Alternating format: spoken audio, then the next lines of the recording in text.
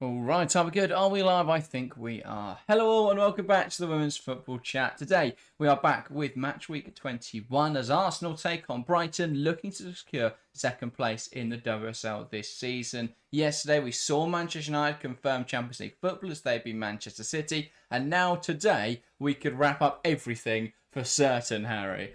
The WSL coming to what is an early close, but Brighton with the opportunity here to prolong at least the battle for second another week. Yeah, as you say, Brighton, a good opportunity for themselves as the home side today. They've got a very, very good home record to not only prolong that battle for second in terms of a neutral point of view, we want to see a fight, but for Brighton, a win today would confirm themselves in that fifth place as the best of the rest, as you would put it, in the WSL, which would be a big achievement for them. It would be their highest ever finish in the league as well. So Brighton, there's a lot for them going into this game. To have that wrapped up going into the last game week is what they want, because yes, they are only mid-table positions, but for Brighton, if they don't win this match, they can still find themselves finishing 6th, 7th, and that's not as good. That doesn't look as nice, and it doesn't represent how well they've played this season. So Brighton, they want to get that wrapped up today, but as you say, massive opportunity for Arsenal to confirm that second place, finish as runners-up in the WSL for the first time since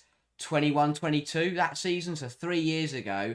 It would be a big moment for Arsenal, and it would mean that they can then rest up in the final match. Yes, they're playing Man United, I don't mean rest up, but they can be manageable with their minutes, thinking about that Champions League final coming up. Well, both sides are thinking that game will be managing minutes. Manchester United obviously will have the FA Cup final 7 days later, so they're not going to be going at full pace, neither will Arsenal. But do you think it's a worrying state for the WSL that we could go into next weekend with nothing on the line, or do you think it's just an extraneous season? Yeah, it happens in football sometimes. When you are so close to the end of the season, when there are only one game left for every club and there's only 3 points available for each club, you do usually see things ending up. But I don't think it's something we're likely to see soon. Last year proved at the top that it can go right down to the wire, and I still think that next year and going on, the relegation fight will be a lot closer. So I'm not too worried about the fact that, yes, if Arsenal do win today, or if Arsenal do win today, then everything's wrapped up in terms of the important places in the league. But I think that it's not something we should expect to see every season, because it hasn't happened for the last couple of years. Yeah, indeed. You mentioned there the next year's relegation fight should be a lot more interesting. We will have a video out later this week on London City Lionesses, but a quick word on their season in the Championship. Harry. Yeah, they've been absolutely brilliant, and credit to them. They had a really good campaign, and for the most part against Birmingham, they did the job. It was nervy towards the end, and also credit to Birmingham because they put up a very, very big fight, and it was a really good battle. It's a shame that only one side could come up, but congratulations to London City Lionesses, and look forward to seeing them in the top division next season. Yeah, as I say, for Birmingham, as you mentioned there, for Birmingham it is a shame, but I think playoffs are definitely something they should be looking at for the Women's Championship. There are sides there that would have been a really interesting playoffs. I think it would have been Newcastle versus Birmingham and Charlton versus Durham. That'd be incredible semi-finals, and that would be a really interesting watch. So definitely that's something they'll look at. I hope that Nikki Doucette isn't, though, looking at the fact that Birmingham and London City played in the final game and it was really exciting, and now wants to do that in the WSL or something mental like that. But we will see. David Fraser, did you think that London City or Birmingham was a penalty? Harry, you watched the game? I did watch it. Well, I didn't watch all the games, so I may have missed that one. But I only saw the goals. I'll be honest. I watched the last hour and I didn't see that penalty incident, so I can't comment on that. There we go. Fair enough. Anyway, let's get into today's game then. Brighton and Arsenal. I think if this was 6 months prior, it'd be a very different game, and it speaks volumes about how different these two side seasons have been. A Brighton side who were quick out the blocks, and in the first 4 months of the season looked like they may be competing for European football. Now, though, that is a very distant memory of what's been a bit of a torrid second half of the season. And for Arsenal, a slow start, but a very good finish. And they've been on a great run recently. Should it be slam dunk then for Arsenal today? I don't think so. Yes, Brighton struggled in the mid part, but towards the end of the season, they've put a much better run together. The last couple of results have been really good. I thought the the win against Everton was very, very important to go away from home against a good Everton side and to snatch a last minute, not snatch, that's harsh because they played very well, but to grab a last minute winner that's the same word, but you get what I'm trying to say. They deserve to win. They scored a last minute winner and they deserved that. And yeah, I think that was important because it now sets them up really nicely. They've got a really good record at home this season and they love playing against the big clubs. They took the game to Chelsea, they took the game to Man City, they took the game to Man United. Yes, they got tore apart at the Emirates, but I don't see that happening again. That was a real poor performance from Brighton. But as you say, as well as Brighton have done, Arsenal been superb to end the season. They've been absolutely formidable. They've been smashing sides left, right and centre. And the volume of goals being scored is scary, to be honest, the way that their attack is joining up. For Alessia Russo today, she has the opportunity that if she does find the back of the net in this match, she will overtake Khadija Shaw at the top, in the top scorer race, and will be the favourite, really, to claim the Ballon d'Or with Shaw not in action. So for Russo, this is a big opportunity for her to get, from an individual point of view, to wrap up that golden boot as well. So Arsenal today, this is a big game because this could really just wrap up everything this season and give themselves a game against Man United where they can just enjoy it and then focus on that Champions League final. But 3 cup finals really for Barcelona. It's what you say for Arsenal. Sorry, it's what you say in football. Is that every game now, the last 2 games of this season and the Champions League final are 3 massive games. Especially if they don't get the result today, because then suddenly they've got to go and get a result against Man United. So today is as important as the other 2 matches, and I think Arsenal will know that. Slagers will know that, and I'd expect to see that professionalism shine through once again and to make sure they get that job done because they need to bounce back from what was a horrendous result, really, against Aston Villa. Yeah, well, it broke their run. Since the Chelsea game in January, they'd scored 3+ goals in every WSL game. And obviously that run was broken by the 5-2 defeat to Aston Villa. And I think that was a really interesting game. To see Arsenal look that vulnerable is something we haven't really seen much this season. I know they rotated heavily and they haven't really rotated the players around, but does it show perhaps the lack of squad depth for Arsenal? I think it does raise a few questions. I don't know whether it raises a lack of squad depth, but a lack of using the squad depth, because what we saw in that Villa game was players that we haven't really seen this season. Wouben Moy just come back from injury, and just across the board, I think we have questioned. I think it's the biggest thing that has been questioned under Renée Slagers is her reluctancy to use the bench and to rotate the starting players. She got her 11, and that's kind of been the 11 that we've seen all season. So in that Villa game, she called upon players that hadn't featured too much this season. So and then throwing them into a 90 minutes against a Villa side who love to play against the big side, it was a big risk. And I also mean, those players are still quality. They shouldn't have got torn apart in the way they did. And I think the other concerning thing will be is that even when the likes of Williamson and Russo came on, they didn't look too much better. So it is worrying for Arsenal, but with a stronger side out here today, they've just got to go and put that to bed, put away any problems that could develop, because another sticky result here, and suddenly the questions become a lot, there's a lot more questions. Yeah, definitely so. I think I agree with your point that perhaps they haven't used squad depth enough. Again, though, I think there is a lack of quality in that squad depth, and actually that's something they'll be looking to change next season. Actually, with a summer with Slagers in charge, she'll be able to build the squad to her liking. I think even looking at the January signings, were they signings that Slagers particularly wanted? We've not seen her use Laura Weinreuther, but on the other hand, Chloe Kelly's been a big part of the squad. So I do think perhaps January was a missed opportunity, but going into this summer, that's got to be the biggest thing, is building on the success this season, regardless of how the Champions League final goes, and looking to progress. Phil says, evening all, good to see you, Phil. Evening's a little bit premature, we're still in the afternoon, Phil, but yes, it's fast approaching 4 o'clock and the kickoff there, and David Fraser, good to see you as well. Let's have a look then at the lineups for today's game, because we only have 6 minutes until kickoff. We will start with the host. We are, of course, at the Broadfield Stadium in Crawley for today's game. So we'll start with the hosts, Brighton. In goal, it's Loek, a back 5 of Auer, Hayes, Bergsvan, Thorisdottir and Ollis Lagers. Across the 4 then, it's Seke, Kankovic, Kirby and Simmons, and leading the line, Nikita Paris. So we know with this Brighton system, as much as they may look like a 5-back in defensive positions, they aren't often in defensive positions. They're often defending transitions, or they are attacking Brighton. They are. So we expect this to look more like a 3-4-3. Yeah, and I think that Brighton, it's an 11 that we've seen do very, very well this season. I think that, again, you look back to the Everton game and a lot of games this season, they look so dangerous when they come forwards. That front three has caused a lot of, whoever's been playing in that front three has caused a lot of problems, but the likes of Paris, the likes of Kirby have really shone in this Brighton system.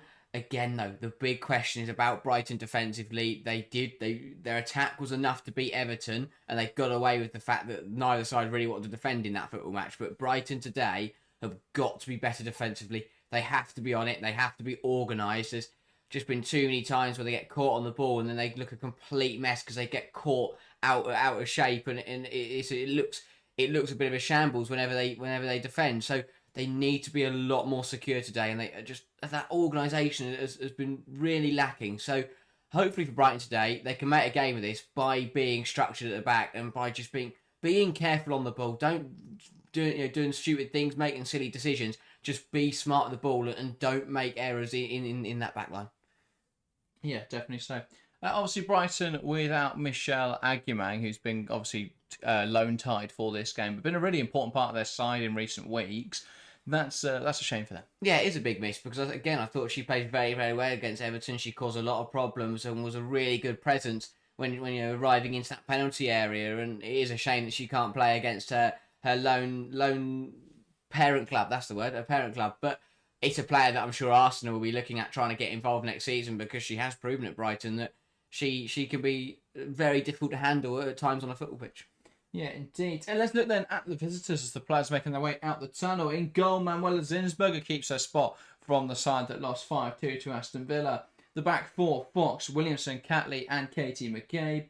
In the midfield pivot, it's Kim Little and Mariona Caldente. Across the three, Mead, Marnham and Ford. And leading the line, Alessia Russo. It's a team with a point to prove. It's a team with a purpose to come out here today and to end any chance of them losing that second place, really. It's full strength for the Gunners, and they're going to look out Bar goalkeeper, bar Van Domselaar, but I don't think it should matter too much in a game like this. Arsenal, they're going to come out, they're going to try and outplay Brighton and just wrap up this second place, and then it means there's no pressure going into that United game. You never want to leave things to the final day, especially when you're playing against a side as good as Man United. So for Arsenal, the aim today, win the game, secure second place, and then all the pressure is off in that Man United game, and they can just start building up towards that Champions League final.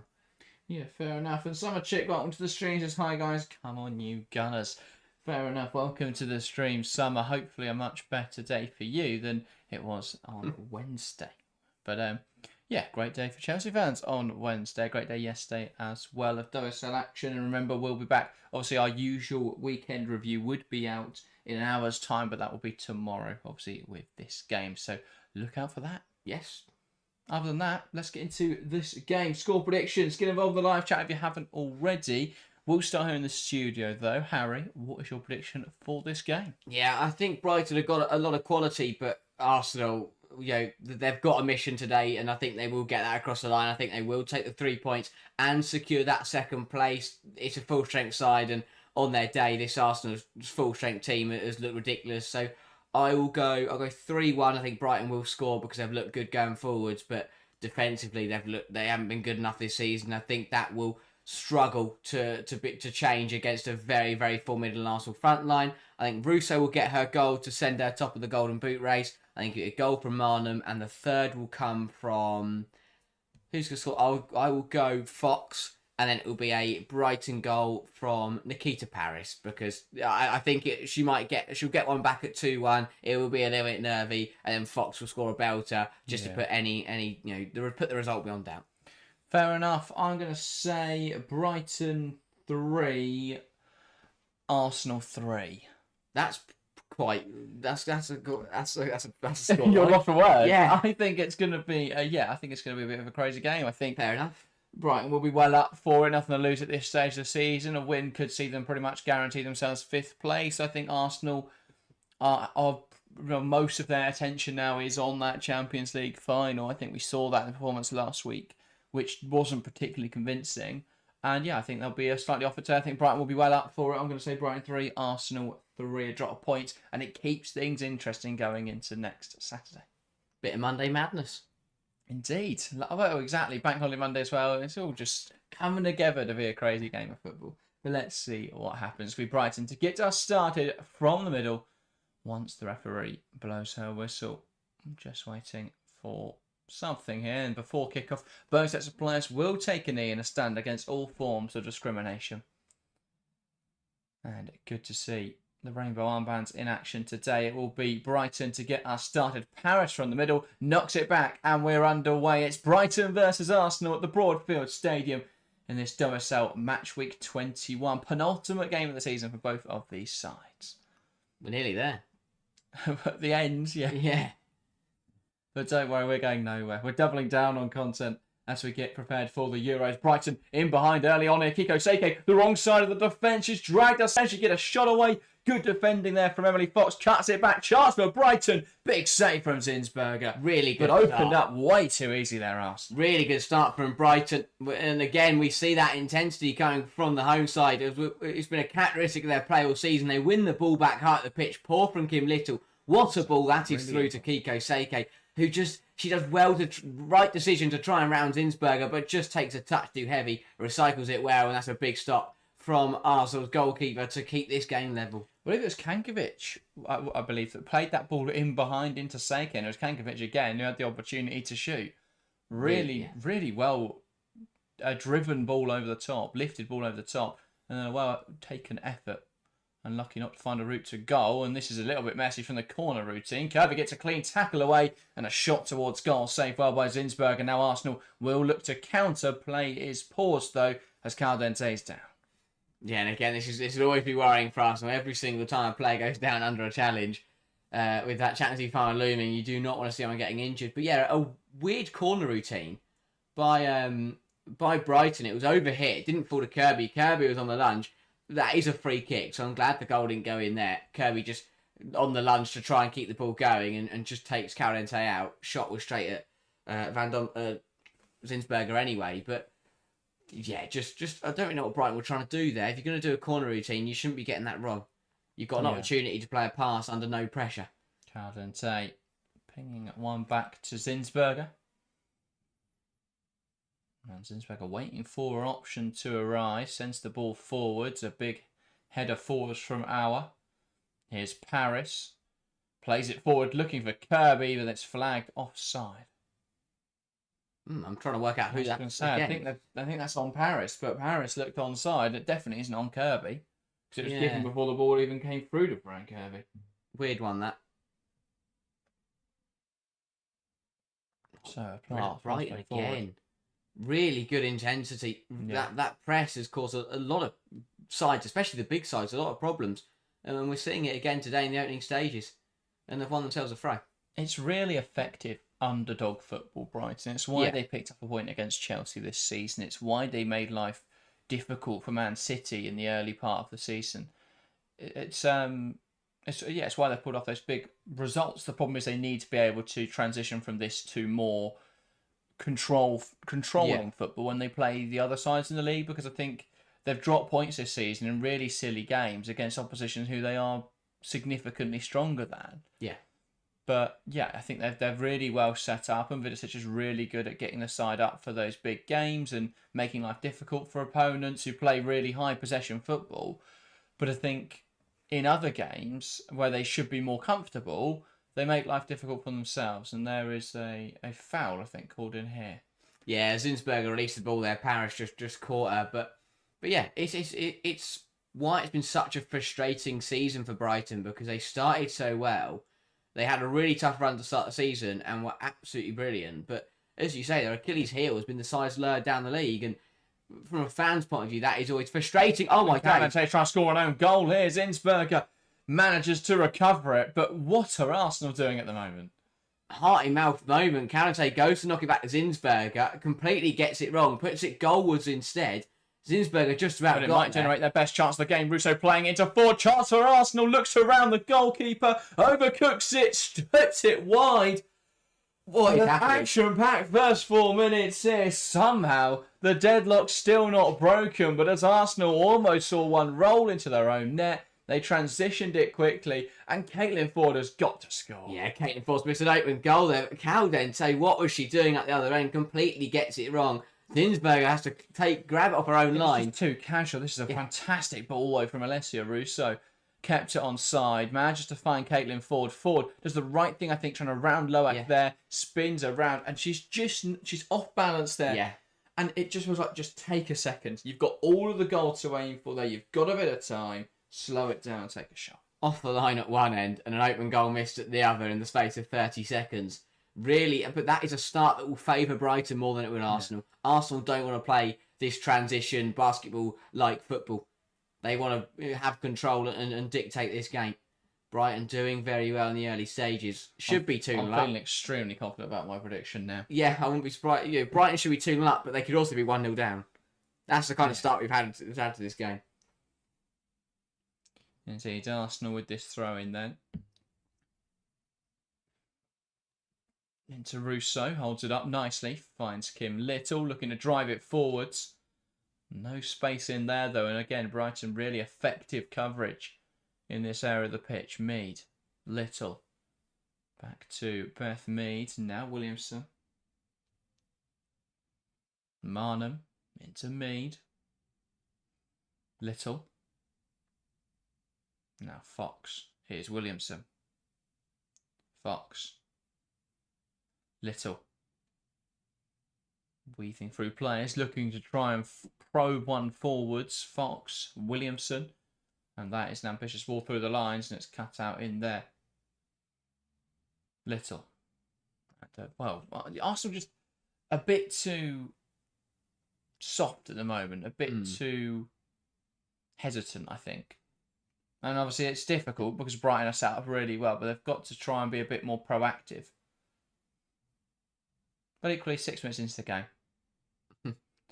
McCabe, here's Ford, looking to put one into the box, and that is too close to the goalkeeper. Loak will claim it well, wanted to play quickly, but Brighton are too deep. It's actually Bagley in goal today then, which is not what the team sheet said. It is not what any of the news outlets said. So it is Bagley in goal.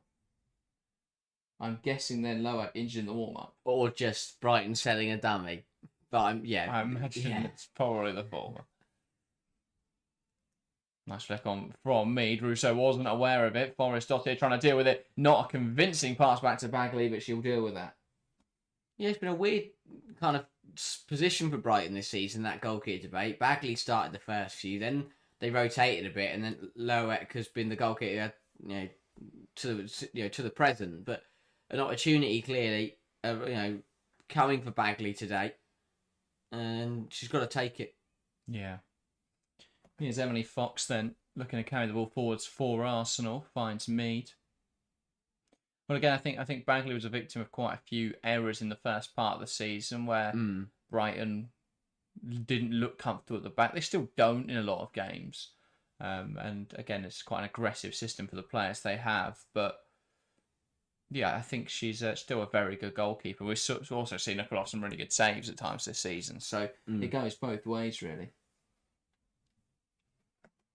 Yi Chen enjoying this game. Well, this is quite an exiting game. Do you mean exciting? Yi Chen, or is everyone leaving? I'm sure it has been a very exciting game.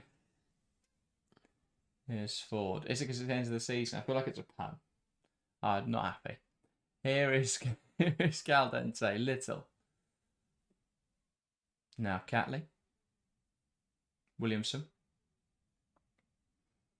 Fox gets under our control, and that's silly because Fox lost the ball there, but Olaslager's obviously charging in to try and win that back, and commits the foul. The ball was not in the possession of Emily Fox when she actually catches her.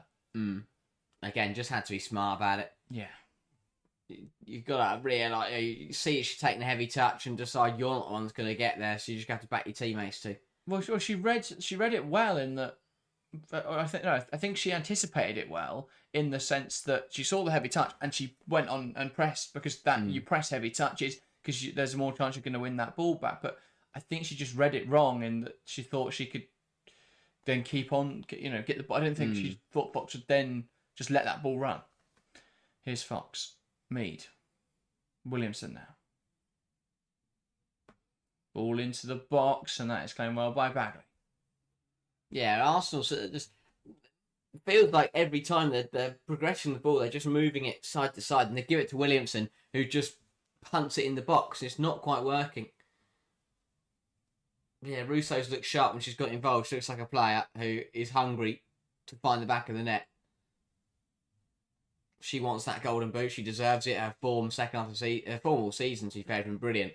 But the high volume of goals that she scored in the second half in 2025 has been absolutely brilliant. They're quite interesting in this, by the way. I think it's worth mentioning while we're covering Brighton Arsenal. A Poppy Patterson not involved today, believed to be the subject of interest from clubs in England and Spain, including Champions League clubs and the NWSL. Wow. I mean, that is a long list of suitors. Yeah, that is indeed. I mean, just trying to think who that could be. Who in England is a step up on Brighton? I'm guessing in Spain that's either Atletico Madrid or potentially replacing Olga Carmona at Real Madrid. Yes. Could be an option. And I'm guessing NWSL, well, I mean, that could be anyone really. That could go in. That could be one of the top sides or one of the bottom sides, but not very specific there. But interesting to hear, but perhaps explains why she's not starting today. Yeah, and it's a position where, yes, she's a good player, but... And in fact, not in the squad. But Brighton have got Olis Lagers, and they've used her quite frequently this season, so... If they get good money for her. Yeah. I think she's easily a player in the current market that fetches 100,000. I think that's got to be the biggest part of the Brighton model. What is happening today? Stop passing it into your own net would be a good start, and now it's an Arsenal corner. Why is everybody trying to score own goals? Again, Brighton this time, playing the ball around, passing back to the goalkeeper, goes flying past the goalkeeper, looking like it's goal bound, and just runs past the post. But the teams just keep shooting at their own net. Yeah. As I was saying, though, the thing on the Brighton model, they've got to start selling players. Yes. Really effective at buying players cheap, but if they then let them go on a free, it doesn't really help the club in that regard. I mean, players like Turland leaving for a free isn't great, but I think Brighton trying to execute the same model in the women's game they do in the men's game as buy players for free transfers and cheap deals, and then either sell for profit, or if they're those free transfers, you can't really not sell for profit. Ball into the box, and Arsenal trying to work into an opportunity, cleared away though by Brighton. It was Olis Lagers in there, just knocking it out of play. No, and a fake throw there from McCabe and leaves it to Fox. But yeah, again, signs there of Brighton just being a little bit skittish at the back. They don't deal with the corner. You can never really let a ball drop in your penalty area. But then when they do recover it, rather than just trying to use it or just taking a moment to keep cool, they just smash it out of play. Yeah. Again, Phil says, could the patterns and interest be from Manchester United? Rotate with George, potentially. Well, they've got Sandberg, haven't they? So I think that's a difficult one. Unless George was to go, I don't see where she fits in there. I mean, I guess somewhere like Liverpool could be interested. If Liverpool are looking at just buying the rest of the WSL talent. It's hard to leave Brighton right now because it's a very promising project. You're in a very good position to stay where you are. Because if there is a drop off from any of the other top four clubs, then Brighton will be the ones picking up the pieces. Man City, could they be interested with Uwa Harby getting on a bit? And a defender, just need someone who can play there. And there's a foul in there, given the way of Arsenal. Nikita Parris is not happy about it at all. She makes her feelings very apparent to the referee. Yeah, she's frustrated because, as she said there, the same thing happened to her in the build-up there. So she's annoyed that one was given, the other wasn't. I mean, we'll have a look. It is too forceful with Paris, but I get her point that she's saying the same thing happened to her and it wasn't given. But yeah, Little again, though. The thing is, again, Paris didn't need to do that because Little had already been caught on the ball by Simmons, it's too obvious from Nikita Parris there, and she just doesn't really get the ball. But it's also it's pointless. It doesn't really do anything. No. Little's already lost possession. It feels similar to the Fox one a moment ago. Little's just been quite careful because that's second or third time now she's been caught in possession. Yeah. Now, someone says thoughts on Cooney Cross not really playing much. You know, there are I know that the pivots, but it's been the same. But it's been a while. Same with Rosa, and who knows what's going on with Kadena. Yeah, obviously Kafaji, mental situation. No idea where she's gone. Kadena, same really. It's just become the social media filter. Yeah, maybe that's her job now. But yeah, Cooney Cross again. I think she's played more obviously than the other two, but she's still played significantly less than she was, and there is that reluctance to use her squad. I think from Slagers. Yeah, I think it's one of those again where she's settled on this pivot, and she just wants this pivot to see Arsenal home now until the end of the season. It's what she trusts. I imagine yeah. The goal with playing the full strength 11 today is to get the win, secure second place. Next week doesn't matter as much. Then they'll play a friendly the week before the Champions League final. Chance now for Brighton. Cut back to Kirby. Kirby takes aim, and it's a great goal from Frank Kirby. And as Arsenal caught in possession again, Brighton finally punish it. It's a great pass inside. Kirby opens up her body and finds the top corner. And after 15 minutes, an action-packed first 15 minutes, finally the deadlock is broken. Brighton 1, Arsenal 0. Yeah, it's a touch of class from Kirby to just stop and pick out the top corner. But again, Arsenal trying to play around with it at the back. Caught in possession, brilliant pressure from Hayes, wins it back, and it's chased down superbly. And Williamson just completely misreads it. Lovely from Kankovic, lays it back into Kirby, and that is excellent, purely excellent from Super Fran. But that's what happens when you sign two ex-Chelsea attacking midfielders. One of them plays a brilliant cutback, and the other one takes a touch and finds the top right corner. That is a brilliant finish. But it's really, it's passive defending from Arsenal. Williamson misreads it horribly and gives Kankovic too much respect. Catley, got to get a bit tighter there with Frank Kirby, I feel. Gives her too much time. She just goes to block it, but actually I think you've got to get her closer. Yeah, it's a difficult one because I think if Frank Kirby puts anywhere else, Catley may block it, but to pick out the top corner is brilliant. Ford puts in the box, Charles Russo off the post, and almost levelling things up immediately.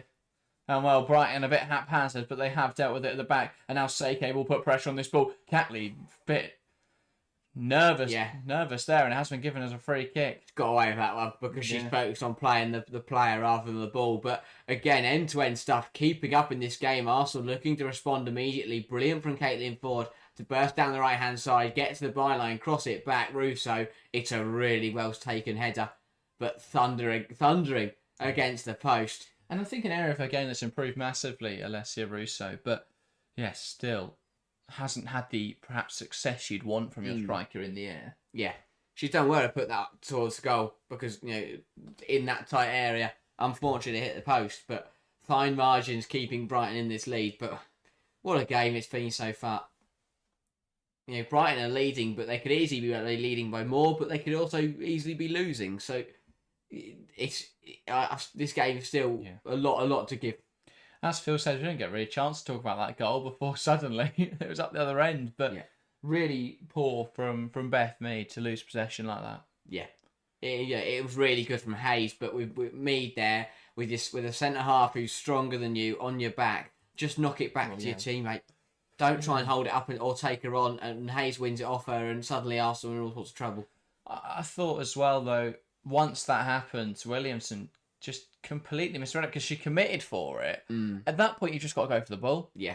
But she then thinks, oh, might not get there, and steps off it, and just gives Helena Kankovic the time to play a pass across. Yeah.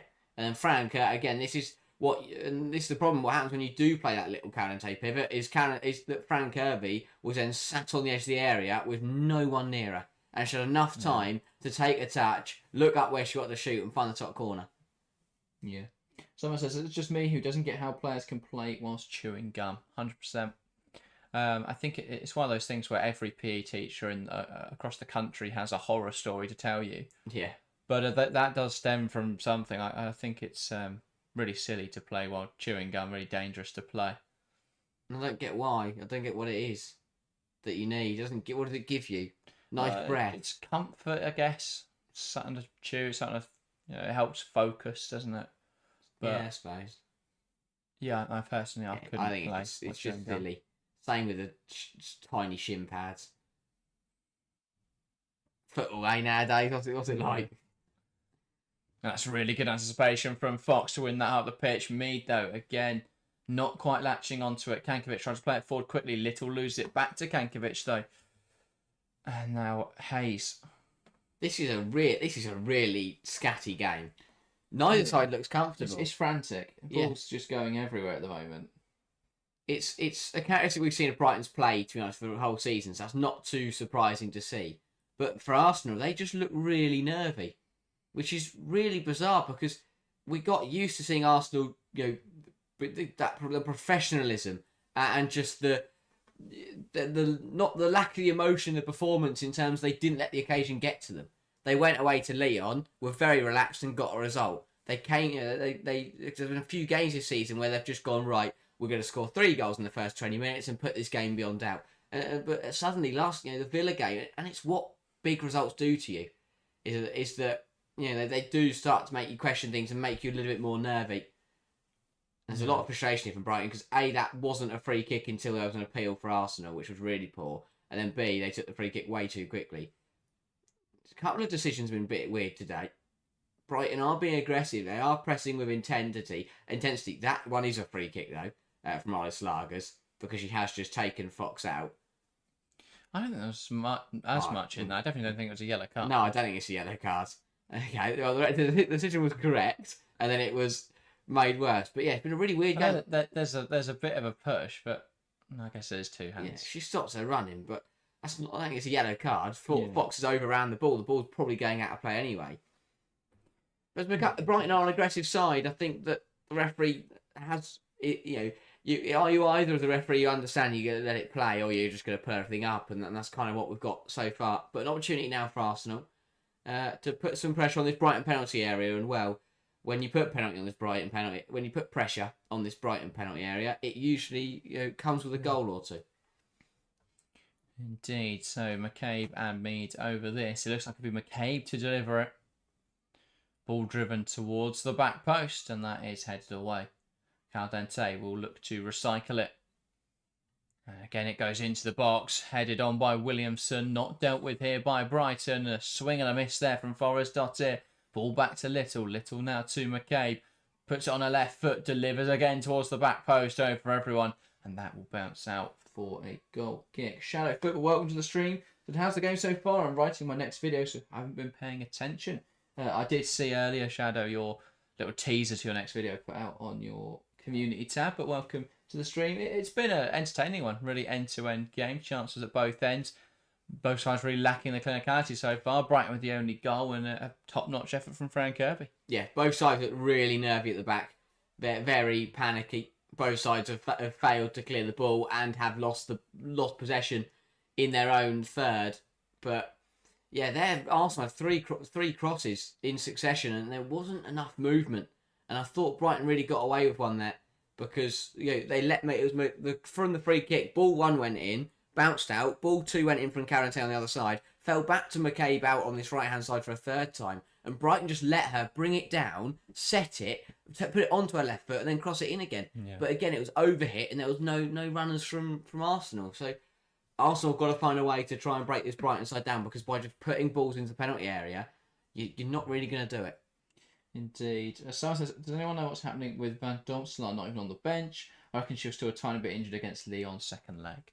Yeah, she was definitely injured in that game. I reckon either played through injury or perhaps had injections so she could get through that game. She went down twice, didn't she? Exactly. And while a bit of that may have been the goal kick to sit down. Yeah, exactly. Well, a bit of that may have been game management. I do think that she's probably still playing on through injury. And there's no point risking her in games like these where Zinsberger will do the job. Yeah. I mean, didn't against Aston Villa, admittedly, but that's, again, an extraneous game. Going forwards now are Brighton. Overhit pass there from Simmons. And now Arsenal will look to break quickly. Ball playing to the left-hand side. Here's Caitlin Ford. Auer trying to get back in there. Driven low. Thoris Dottir deals and hooked away in there by Auer. Really bizarre one. It is Fox. Now Mead. And Mackenzie went to the stream. Unfortunately, if you're in the UK, you can't watch the game without Sky Sports. At least you can't watch it legally without Sky Sports. If you're looking for any other methods, I'm sure Phil can let you know. Here's McCabe. but we cannot. Here is now Catley. I have to say, Caldente dropping between the centre halves. Rousseau back to Caldente. Lovely link up. Now the ball out to the left-hand side. McCabe has runners beyond. Forward and wide. Marnham in the half space. Good ball into freedom. Marnham takes aim. It's saved and then cleared away by Brighton. Gotta cut that back. Freedom Marnham has to look up and see Alessia Russo in space there. But it's a good stop from Bagley, and Brighton holding on once again. Better football from Arsenal down that left-hand side, just moving it quicker. And again, really good movement from Marnham to burst in the penalty area, but she has to look up because it's brilliant from Russo to just drop 2 yards off the centre half, work some space. Marnham, though, didn't see her. Missed opportunity for Arsenal. Indeed. Marnham wins the ball back out of the pitch. Here is Caitlin Ford, cuts it back looking for Little. Mead can't strike it, and now Fox will let it go to Williamson. Pass inside, Little. Now Mariona Caldente. And that's cut out, and now Brighton will look to counter. Seike through the legs of McCabe.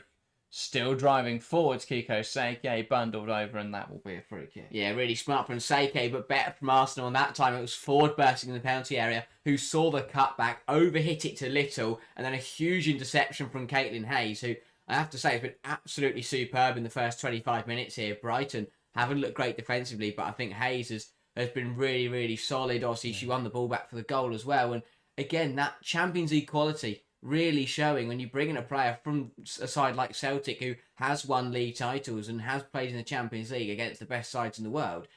You're going to see an improvement and a solid performance from Hayes so far. Yeah, a nice pan there into the crowd where two very good managers are sat in attendance. Fabian Hertzler and, who of course is the Brighton men's manager, and Serena Wiegman.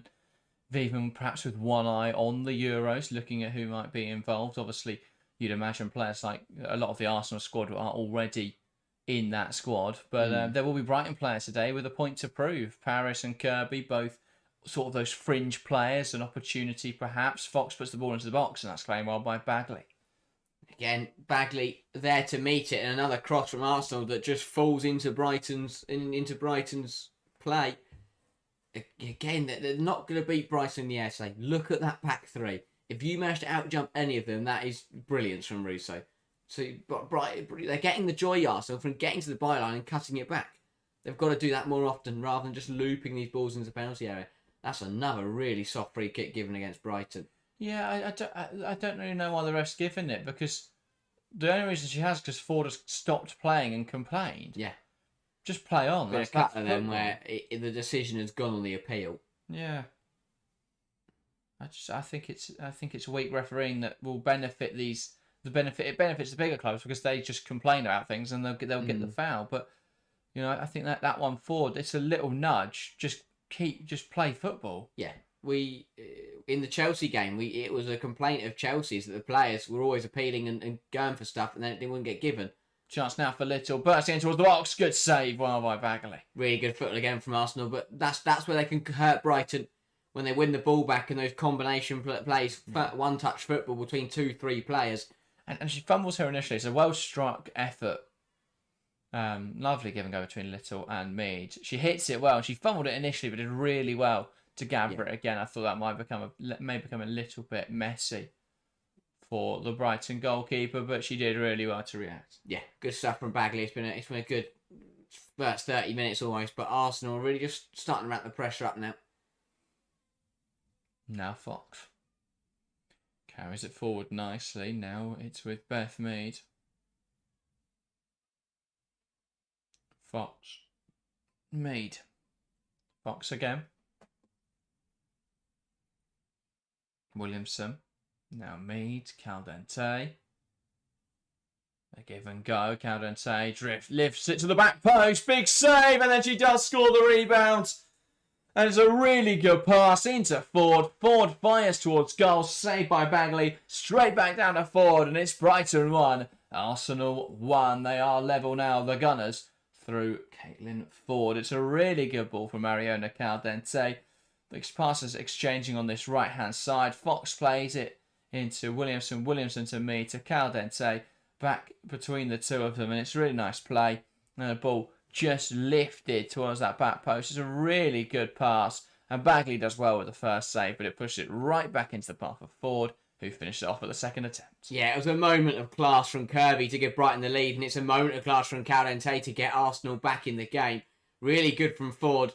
Big save from Bagley initially, but Ford on the rebound. Unlucky that for Bagley, because it's a really good stop to deny Ford initially. Yeah.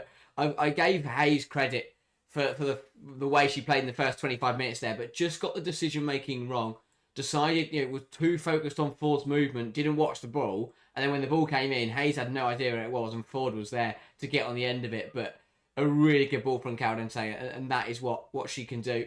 And Ford makes it her 13th of the season in all competitions. Really good stuff from Caitlin Ford, and another really strong campaign. Yeah, I think this season, last season was really disappointing. I think this season we saw it from even the qualification games and the build-up. Just looked a different animal. And I think perhaps coming off of the World Cup in 23, where there was that disappointment for Australia, last season wasn't particularly strong. But this season, we've seen her come on leaps and bounds and looked a really confident player. I think she benefited from that summer break. Yeah. Ball forwards looking for Frida Marnham. Well defended. Brighton don't deal convincingly. Fox on the edge now. Gives it to Mead. Mead. Nice footwork in the box. Paris does really well there not to foul her. Caldente. And I think Caldente's contribution, when McKay putting the ball into the box now, cleared away by Bergsvand. I think Caldente's contributions this season for Arsenal often go underlooked, but she's been utterly brilliant. Really. Yeah. It's not even the goal contributions, just all-round play. Has been into the box. Russo fighting for him, and that's into the hands of Bagley. It's getting scrappy now in that penalty area for Brighton. They're really struggling to deal with this pressure from Arsenal. But yeah, I thought Caldente has done really, really well. And shock, you sign a world-class footballer, put her into your team, and you look much better. But her, the off-the-ball stuff, but even the pre-assists have been absolutely brilliant. Again, she won't get the assist for the goal today because Ford put it home on the rebound, but the ball in is absolutely brilliant. Yeah, definitely. I was sitting down thinking about WSL team of the season the other day. Seike, and that's blocked. Obviously, the EA put out their one, and I wanted to stick pins in my eyes and scream. But obviously, we'll do our team of the season coming up in a few weeks' time. I sat down and started to think about it, and it feels such an obvious pick. But Arsenal don't have many, actually, who I would say get in there despite their quality this season. Yeah. And it's really difficult to pick 11 players. And there are some contentions to us, but for me, there was only really 4 Arsenal players that would be in contention for that. Yeah, that's fair. I think, again, I think I'll probably do my team and then change it again and then just keep changing it until we eventually record the video. Yeah, indeed. It's tough to call, especially with things like injuries, because Khadija Shaw, electric to start the season, will undoubtedly be in there, but obviously has spent the most of the second half of the season injured. Chance now for Ford, that's blocked. Now McCabe, Caldente back towards Caitlin Ford, and that is cut back and dealt with well by Brighton. Not now though, as Caldente wins it back. And it is cleared away by Brighton, only as far as the edge of the box. Fox. They can't get Little. Out. The Seagulls just are stuck where they are at the moment. Really struggling to get rid of the ball. Caldente. Little. Caldente. Little. Turns out. Finds Mead. What's disappointing down there? I thought you should go back to Caldente again. Oh, I thought you were disappointed Little hadn't just passed off the pitch when Mead came and shot. And McCabe with a blatant foul. That is her 3rd of the game. And I don't know what that little frustrated head tap there was on Seike. But Brighton free kick. Yeah, it's really clumsy. It's a yellow card. It's so many things wrong with it. But yeah, good from Seike. I think she's had another good game. I feel like Kike Seike has had a really bizarre season. Started, introduced herself to the WSL in just brilliant style with the 4 goals against Everton on the opening day. Has then had a really good start. Got a couple more in the next couple of games. Scored against Chelsea after 4 or 5 games, and looked really, really sharp. And then as again, it's one of those. What came first? Did they just coincide that Seike's form dropped off as Brighton's form dropped off? Well, she had one good game, And I think the problem, I think, no, I'm not saying she's not had any others, but she had that exemplary performance where she, scored the hat trick on the opening day of the season, and then looked sharp, I think, in a lot of other matches. But there hasn't been that consistency really for Seike, and I think a good player and someone who can be a bit of a handful, but not someone who has put up enough numbers for me to be, massively impressed with their season. I think she's better through the middle, and she played. That's where she played in that first game, wasn't it? Yeah. She played through the middle in that game. Paris was then signed the week after, and we've only really seen her out wide. Maybe through the middle she's been better, and I think she is a player who's proven to be dangerous in transitional moments, but I think not someone who is consistent enough or consistently dangerous enough for me. Yeah, Brighton again struggling, and Forest started getting beaten to the ball by Russo. Mead couldn't get on the end of the pass, but Brighton again, no more examples here. They just can't clear the ball, and Arsenal causing all kinds of issues. Williamson made that really difficult for Kim Little. Here's Marnham, now Mariona Caldente. As Yichen says, this game is really entertaining, and Shadow Football loves the idea of a team of the season video. Now Caldente looks to take aim. It's a really good effort and force a good stop out of Bagley. Yeah, too easy again. Arsenal learnt their lesson. You can't give world-class players space on the edge of the area, and Brighton haven't learnt it either. You give Caldente enough time to try and pick a place, and it's either going to find the back of the net or force your goalkeeper into a really good save, and Bagley matches it, diving down to her left and parries it wide. But Caldente searching for that bottom corner. Again, though, too easy. One of the best fielders in the world, and you let her just sit in space on the edge of your box. Brighton really struggling towards the end of this half. Yeah. And they've got 10 minutes to try and hold on to a 1-1 here. Ball into the box. And Brighton just about deal with it. Now Caldente. Mead. Back to Caldente. Marnham. Mead. Now Little. Gives it to Fox. And now Caldente. Little. Fox. Caldente. And Arsenal. Just looking to try and break through this Brighton mid-block. Ford. Looking for support. Here's Kim Little. Fox. Now Leah Williamson. And that's the ball lifted into the penalty area and claimed well by Bagley. Yeah, Bagley's done well at them, but again, that's the third or fourth time that the ball come back to Williamson, and she just pumps it into the penalty area, and it falls straight to Bagley, because that's not how Arsenal. I don't know why that route one ball is like one of their options at times. There's no need to do it.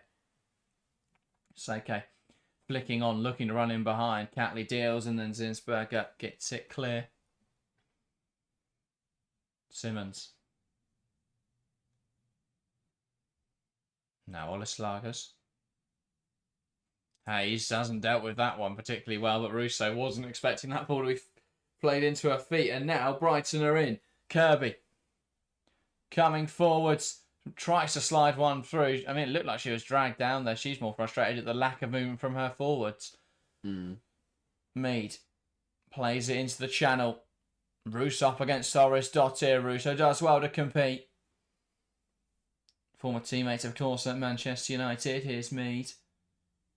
Now Fox driving it forwards. Marnham takes aim and it's blocked. Still being combative in there. McCabe. Now Mariona Caldente. Into Ford. Cuts it back, looking for Russo, and that's blocked. And then Paris will get it clear. Really good stuff from Arsenal. Relentless pressure, moving the ball really nicely. Marked improvement. Best 10 minutes we've seen across their last two games.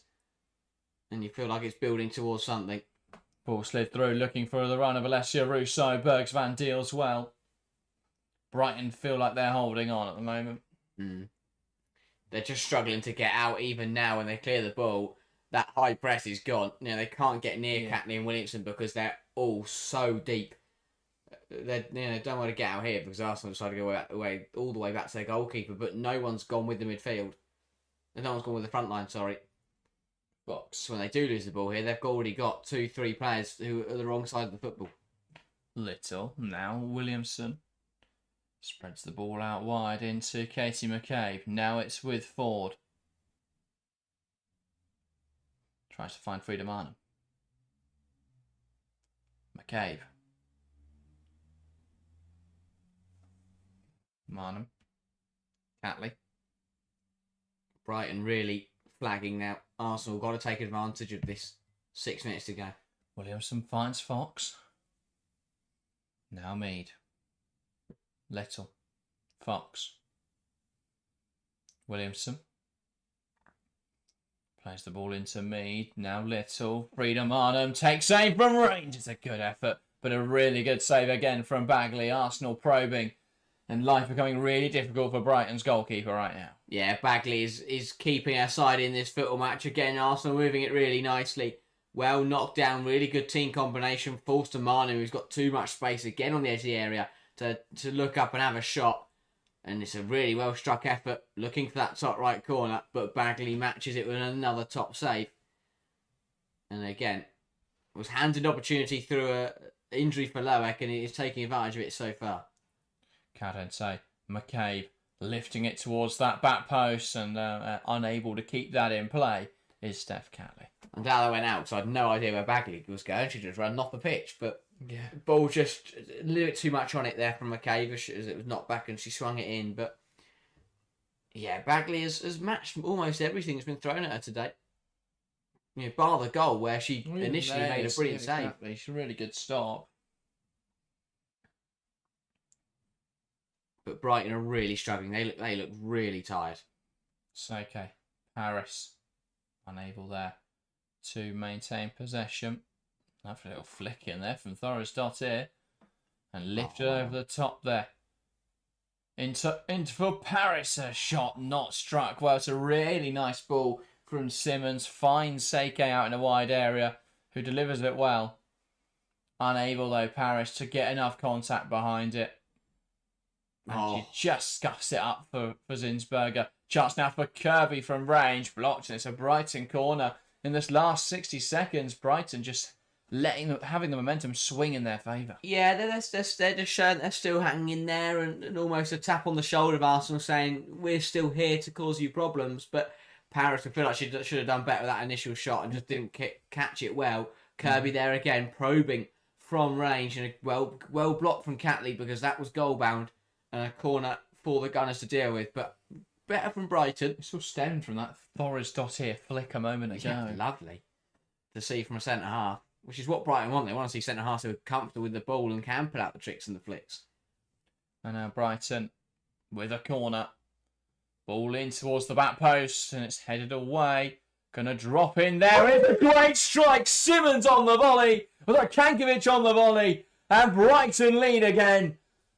And it's a really sweet strike. Ball in towards the back post. Arsenal head it clear. But it drops for the Serbian. Helena Kankovic strikes it well. And it's Brighton 2, Arsenal 1. And Arsenal, who have been much better for the last 10-15 minutes, get stunned here by the Seagulls. It's again, corners can cause a lot of problems. And it's just not dealt with. The header isn't good enough. No one gets out to Kankovic, who on the volley, strike and a half, hits it so well.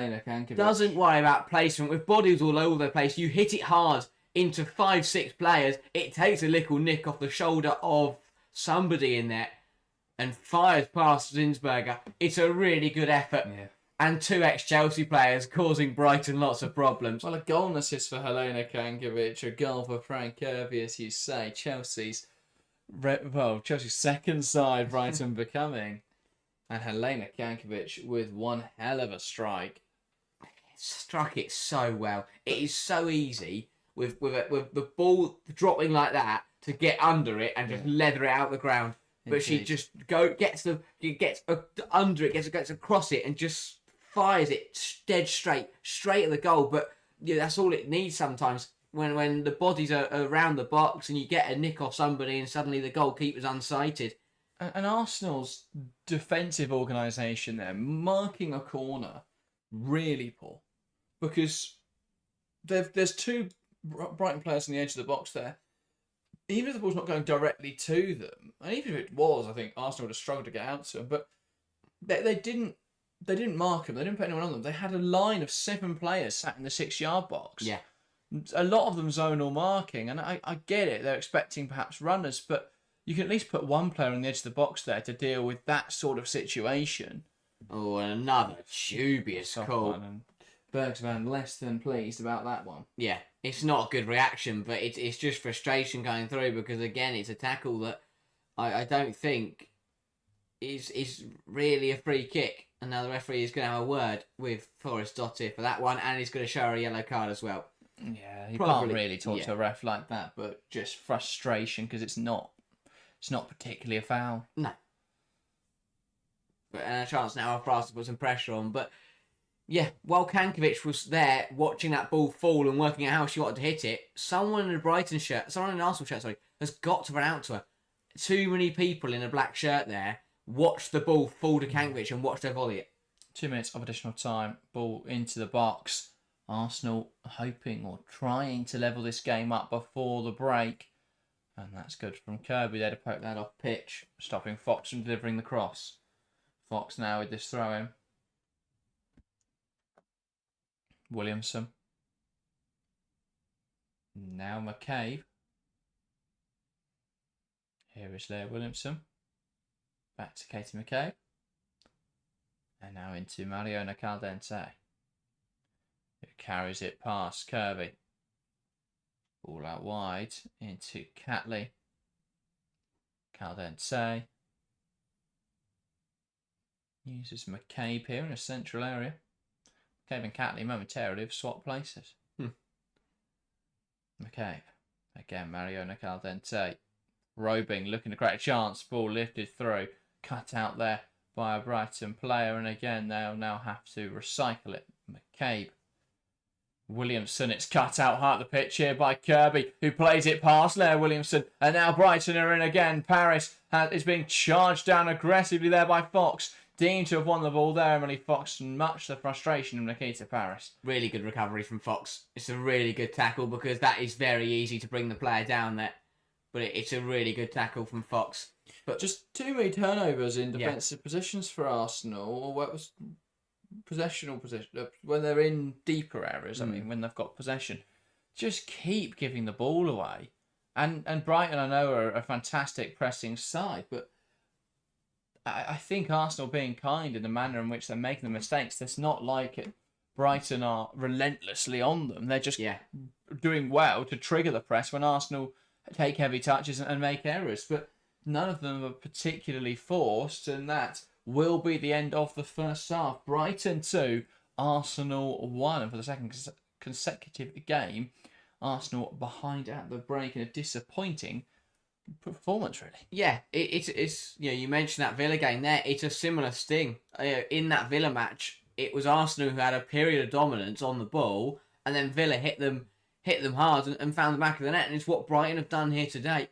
It was a very shaky kind of first 15, 20 minutes, both sides finding the back of the net.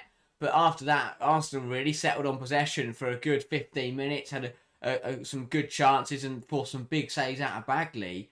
But then Brighton get one opportunity, they have a little bit of pressure, they win a corner from it, and they score from that corner. And again, Arsenal being hit hard when they've played pretty well. It has been a good performance from Arsenal, and I think they've done very well to get shots off. And on another day, Bagley probably doesn't save all of them, and they would have led the game. But they can't allow themselves to dominate, not take advantage of it, and then get caught out by the opposition. That's exactly what Brighton have done. It's what Brighton do to the big sides. They make it a nervy game, but then even when the bigger side do settle down, Brighton still pack a punch on the counter. They still pack a punch against the play, and it's happened again this football match. It's why they lead 2-1, and they're in a good position now to secure 5th place in the league. While Arsenal, it would put a lot of pressure onto that match on Saturday against Man United. So a big 45 minutes coming up.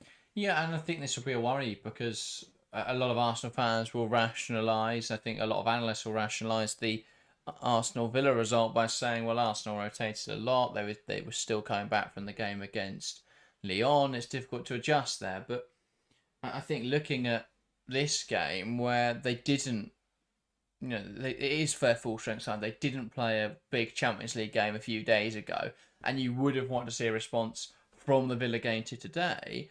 I think that will be a concern and a conversation and chat about whether Leo Valti should be playing. Potentially so. I definitely think that helps to bring control into the Arsenal midfield. And I still don't like Al Dente in that deeper role. I think and I understand why they want her for her creativity, but I think she can still create chances higher up the pitch, as we saw for the goal they scored. Caldente was in a higher position. I think you can play her in an attacking midfield role or a winger role, and she still influences the game with her creativity. So I think in terms of being a bit more secure at the back, bringing in someone who will play, because I see the role Caldente is playing, and I think I understand why they're doing it, but it's a waste of her talent.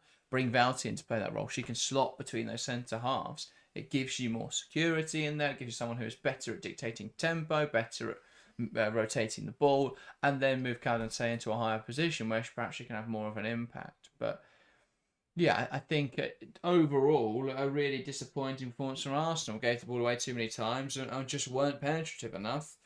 They scored a good goal. They really should have gone into the break at 1-1, but they've conceded from not dealing with Brighton winning that ball, turning the ball over and being able to attack. And 2 really good strikes, let's not forget that. But I think Arsenal will be really disappointed in the manner in which they've conceded both of the goals. Yeah, they will be frustrated, and as you say, to concede will be disappointing, but they are 2 good goals. It was 2 really good pieces of quality from Kankovic and Kirby. I think the problem that Arsenal will face, and the massive question, is that they should have never been in a situation where they were at threat of going 2-1 down at half-time. They were all over Brighton for a good 20 minutes. They had some good shots saved, but they should have done more with it. They should, eventually, those shots being saved, that pressure being put on, should lead to a goal going in, and it just hasn't. And again, yes, they've pulled off good saves, but it's because it's been really good strikes from the likes of Caldente and Marnham on the edge of the area. That's the other thing. I like Frida Marnham. She's a good player, but Caldente should be in the 10. And it's Mariana Caldente. You shouldn't shoehorn her in elsewhere for other players. But I couldn't tell you that Marnham was on the pitch today. I don't think we've seen her touch the ball. Yeah, it was a good effort. She had a good shot that Bagley saved. But yeah, apart from that, just hasn't really got involved. And I think Russo has done well, but a lack of service. One of Russo's best characteristics this season has been when Arsenal get the ball to the byline, she drops back into the space, drops on a couple of yards to the centre half, they cut it back to her and she scores. What Arsenal are doing today is they're getting to the ball and then just whipping it in, and that's not what Russo wants. That's not what Arsenal should be doing. You've got to cut it back because you've either got Russo or you've got Caldente there ready to strike, rather than looping these balls into that. Bagley, it's been catching practice for Bagley, and I think Arsenal have got to realise that and just stop whipping the ball in. I don't understand why they've developed it for this game, because Bagley is capable at catching them, and Brighton are really good in the air. Yeah, H3 says, did Mead beat our fullbacks pre-ACL? Asking because I haven't seen her do it in my time supporting our women's team. Yeah, and as Phil and Summer are speaking about, was a fantastic player. I do though agree, and think that she's lost a yard, and whether she becomes a more of a rotation player or whether she leaves Arsenal, I think she can't be starting next season for Arsenal. Yeah, I think if they want to challenge her at the top level, if they want to win as many competitions as possible, I don't think she can be starting. I don't think she'll start the Champions League final, for example. Yeah, I think it's one of my biggest problems with the women's football space at the moment is, and I think it's something that clubs will change, is keeping those club legends, keeping those fan favourites for perhaps 1 year too many. And I think this will be, or starting them for 1 year too many. I think that it's something we will protect.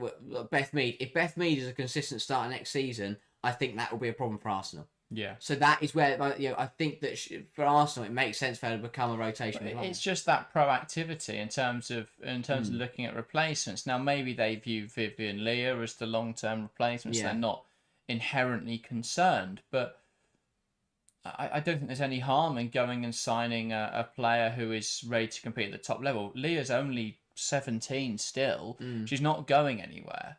Like, there's no reason why they can't go and sign someone.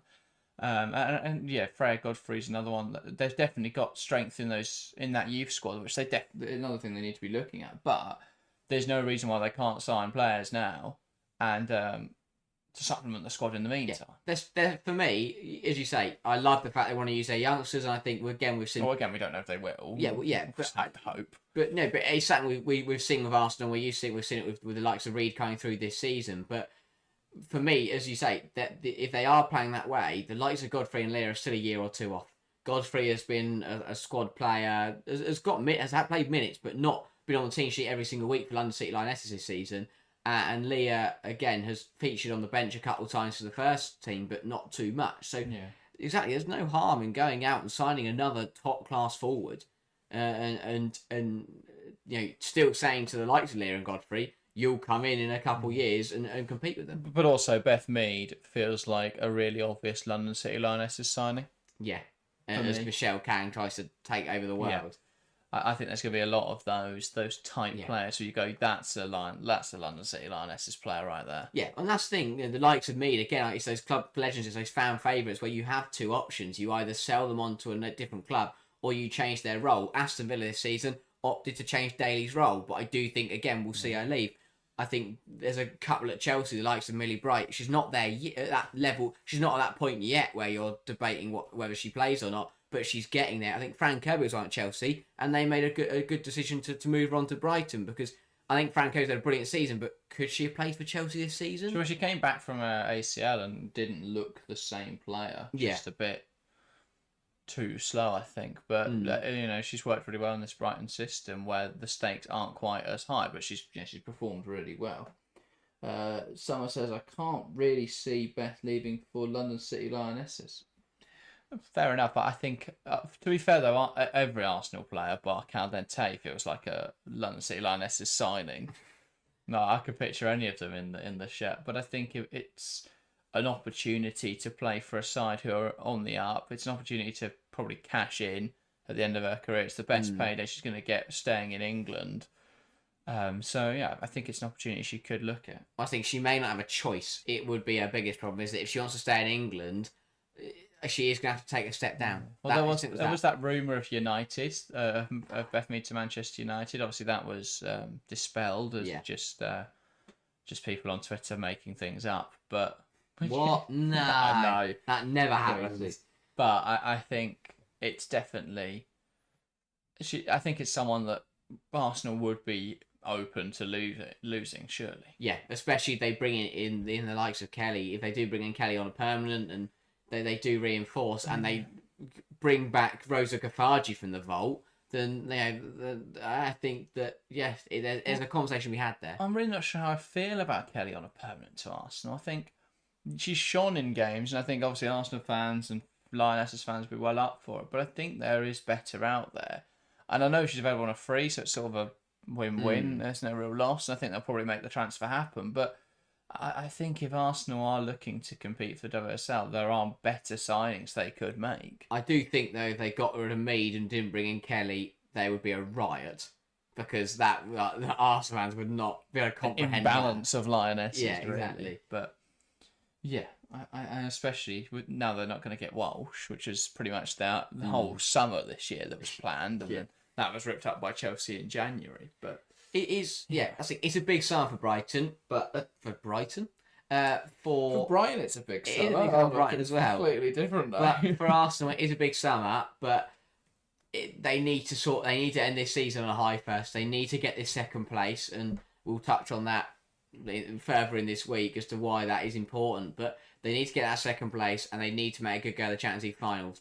3 massive games to go, and they've still 45 minutes to turn this one around, but if they don't get a result today, it puts them in a really precarious position. Yeah. Because United will be up for it on Saturday. Phil says, I'd love Kelly, but I think she'll go elsewhere. I hope I'm wrong. Where do you think she's going? I mean, PSG's probably still an open door there. What's going on at PSG, by the way? Just capitulation. No idea how that quality of squad didn't make the Champions League proper, and hasn't challenged Lyon at all this season. And lost the Coupe de France. And Paris just a complete mess from Peter. They went inside Mary Earps and got worse. How you do that, I have no idea. But it happens. But maybe Kelly is what they need. They were knocked out already, apparently. That's not great either. Oh no, I think it's just that it's not on FootMob. The whole competition just isn't on FootMob. Yeah, no, that makes more sense. But 10 points off Lyon this year, only 4 ahead of Paris FC. And Lyon have been brilliant at times this season, but Arsenal proved that Lyon aren't unstoppable. So to be 10 points off them, it's not. I mean, they might turn it around in the playoff thing. They might beat them, and then suddenly that mean like they drew to Le Havre in their last game. They've just drawn so many matches this season. They've drawn Paris FC twice. Obviously, they've lost to Lyon twice. Drawn with Fleury, Merigui, US, and Le Havre. It's just too many draws there. Yeah, too many, and it's something that catches big sides out. Man City, too many poor results, and they're not in Europe this season after they're drawing the Manchester derby. Phil thinks Kelly's going to United. Shadow says United don't need Kelly. Couldn't agree more. I don't think. I think Bizet is the nailed-on starter there. I think left wing's more the position they need to look at, and Kelly can play on the left wing. That's not as not really the role. She's not really suited to the role that left winger needs to be able to do. I think as well, if Chloe Kelly doesn't like working with Gareth Taylor because of how he deals with players, how he handles players, he's not going to want to work with Mark Skinner, who I've seen United fans compare to Joseph Stalin. So that is mental. No, I'm joking. But that is the kind of level that the hate of hate that Skinner gets, and I think United are going to be a force to be reckoned with next season. If there's investment, there's ambition there though. But I think if Skinner doesn't, there? From higher up. There is none. So from the squad and from Skinner, I think there's massive ambition, there's massive potential, and if they don't get it, I genuinely think Mark Skinner will go on a manhunt to find Jim Ratcliffe and to. That's the thing. I think that's the problem. There's not the investment there. London City Lionesses are going to probably spend $1 billion. I don't know what's going to happen with City. I think that'll either be a huge turnaround next season, or they are going to lose everyone this summer. And I think They've got manager. Well, that is a problem. Nick Cushing was asked about it, and he said there's an emotional attachment, and I do love this club, but there's been no conversation from me, there's been no conversation from the club, and we're all just focused on seeing the season out. I think they may have someone lined up. But who? Well, they're going to magic up someone. Is it Alexander Strauss? Announced he's leaving. Yeah, okay, that would be a good shout, actually. And they're not going to say to Cushing, oh, by the way, mate, we're letting you go. Because he'll down tools, and they need him to get them Champions League football. Well, which is obviously not happening now. They needed that on set. Now they can tell him. Yeah. Hi, Cushing, mate, you're gone. But I think if you get a Man City squad who are fully fit and a bit more rotated with Alexander Strauss in charge, suddenly they become a very different side. But then on the flip side, Frank Kirby off for Nadine Nordam. That presumably got to be injury related. A force change, because Kirby was fantastic in that first half. Interesting. But yeah, it depends on what happens to City, because they could also lose Hasegawa, lose Shaw, lose Hemp, lose Alexandri, and suddenly it's Greenwood and a dream. But it is Arsenal that will get us underway in this second half. Russo knocking it back, and we're back underway. Arsenal with work to do. Brighton lead us 2-1 as we get back underway. Big 45 minutes now, because this is now the difference between Arsenal potentially not getting second place and having to put it all on the line against Man United, or rolling out with rotated side against United and preparing for the Champions League final, which is exactly what they want to do. But if they don't get the result today, they are going to have to work for it on Saturday, on the final day. But another good half from Vidicic and Brighton. They need to back it up, though. Too many times this season, they've had good halves, they've had good spells in matches, but not got results. They need to back it up in this second 45. Yeah, Summer, to answer your question, Chloe Kelly's out of contract this summer with Manchester City. If she wanted to re-sign, she could. Would be a bit, that's a bit of a mental situation at the moment, because it's a club with no manager, and so you don't really know who you're signing for. But it's I don't know. It could happen. Strange things have happened. A renegotiation on that contract. But yeah, it's gonna be really interesting to see what happens. But yeah, speaking of sort of looking ahead to this summer, and focusing on Arsenal, if there was sort of one player, regardless of realism, who could come in and completely transform this Arsenal side, who would it be? William Kiko Seke might sting them or wait for this first. Seke bearing in on goal. Williamson does well to deal and gets an important tackle in. Seke still battling for the ball. Williamson shields it to Catley and it's cleared for. Seke's got to do better there. Got to do better. She does well. It gets the wrong side of Williamson, but has to release the trigger. Back herself to beat Zinsberger. Yeah. But it takes too long, allows Williamson to recover. But here, after that first touch, she's got to hit it there. Just should have hit it the first time, to be fair. The ball settled quite nicely for her. Got to try and beat Zinsberger there. Doesn't get the shot off. Another let off for Arsenal. Not a good start to this second 45. Really good tackle from Hayes, so to win it back. Paris adjusting for it. That's my question, though. That's a great question. I think defensively based. I think that overall, they've got a really good front line. They've got a world-class striker, a world-class midfielder in Caldente. So if we were looking at world-class top level, I think defensively is where it would be at for Arsenal. Is Fox not world-class? Oh, okay, yeah. I think Fox is world-class. It is a good side for Arsenal. I think... Because, like, world-class for me is top 3 in your position. So I would say Russo's probably not. It's a tough debate. She's not over Shaw, she's not over Payor, and then it's personal preference whether you think it's her Dumournet. If you think it's her Dumournet, someone like Kerr, Ramirez have got to be in that conversation. Top 3 is difficult to put it down to, though. When you think how many strikers are out class, I definitely think they've got elite players. Obviously, Arsenal, but if we're looking at best of the best, I'd say it's got to be in that sort of that top bracket of players. It's got to be 3 in each position. Yeah, I guess it's would they start in every single team in the world? Yeah. Would Russo not do that? No. Because I think there are 3 strikers better than her. But again, it's just personal preference, really. I think for that third place. But even then, I think even Payor's debatable. Shaw's definitely in there. I think Payor's in there. Payor's in there. And I've not even mentioned Sophia Wilson. That is true. Or Mallory Swanson. That's why I hate debates, because it's like, how on earth can you make a top 3 strikers out of that? It's really difficult. Yeah. I think if I take my slight English hat off, Russo probably isn't in that top 3. But it is really difficult. But if we're talking genuinely world class, I think Fox is probably or possibly in there. Because you have Ona Battier. In terms of overall fullback, I'd make a strong argument for Jade Riviere. Yeah, again. Ellie Carpenter's probably in that conversation, but I'd have Emily Fox over her. A chance for Little blocked up in the air, and a chance now for Arsenal bearing in on goal. It's all a little bit messy. A few players down the heat, but Brighton haven't conceded, and they are now looking to break. Kiko Seke driving away from Caldente. Huge challenge from the Spaniard, though. They win the ball back, drops in midfield now for Simmons. Here is Kankovic, who's been excellent today. Massive questions for both sides in that situation there for Marnham. Number one, from that deflected effort, how do Brighton allow that ball to fall to Frida Marnham? But then on the flip side, how did Marnham in that position not get a better shot away?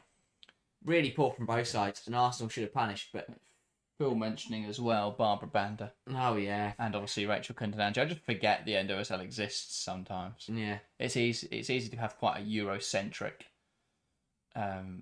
view of football. Especially when it's very difficult to watch the NWSL. Well, especially because you don't really...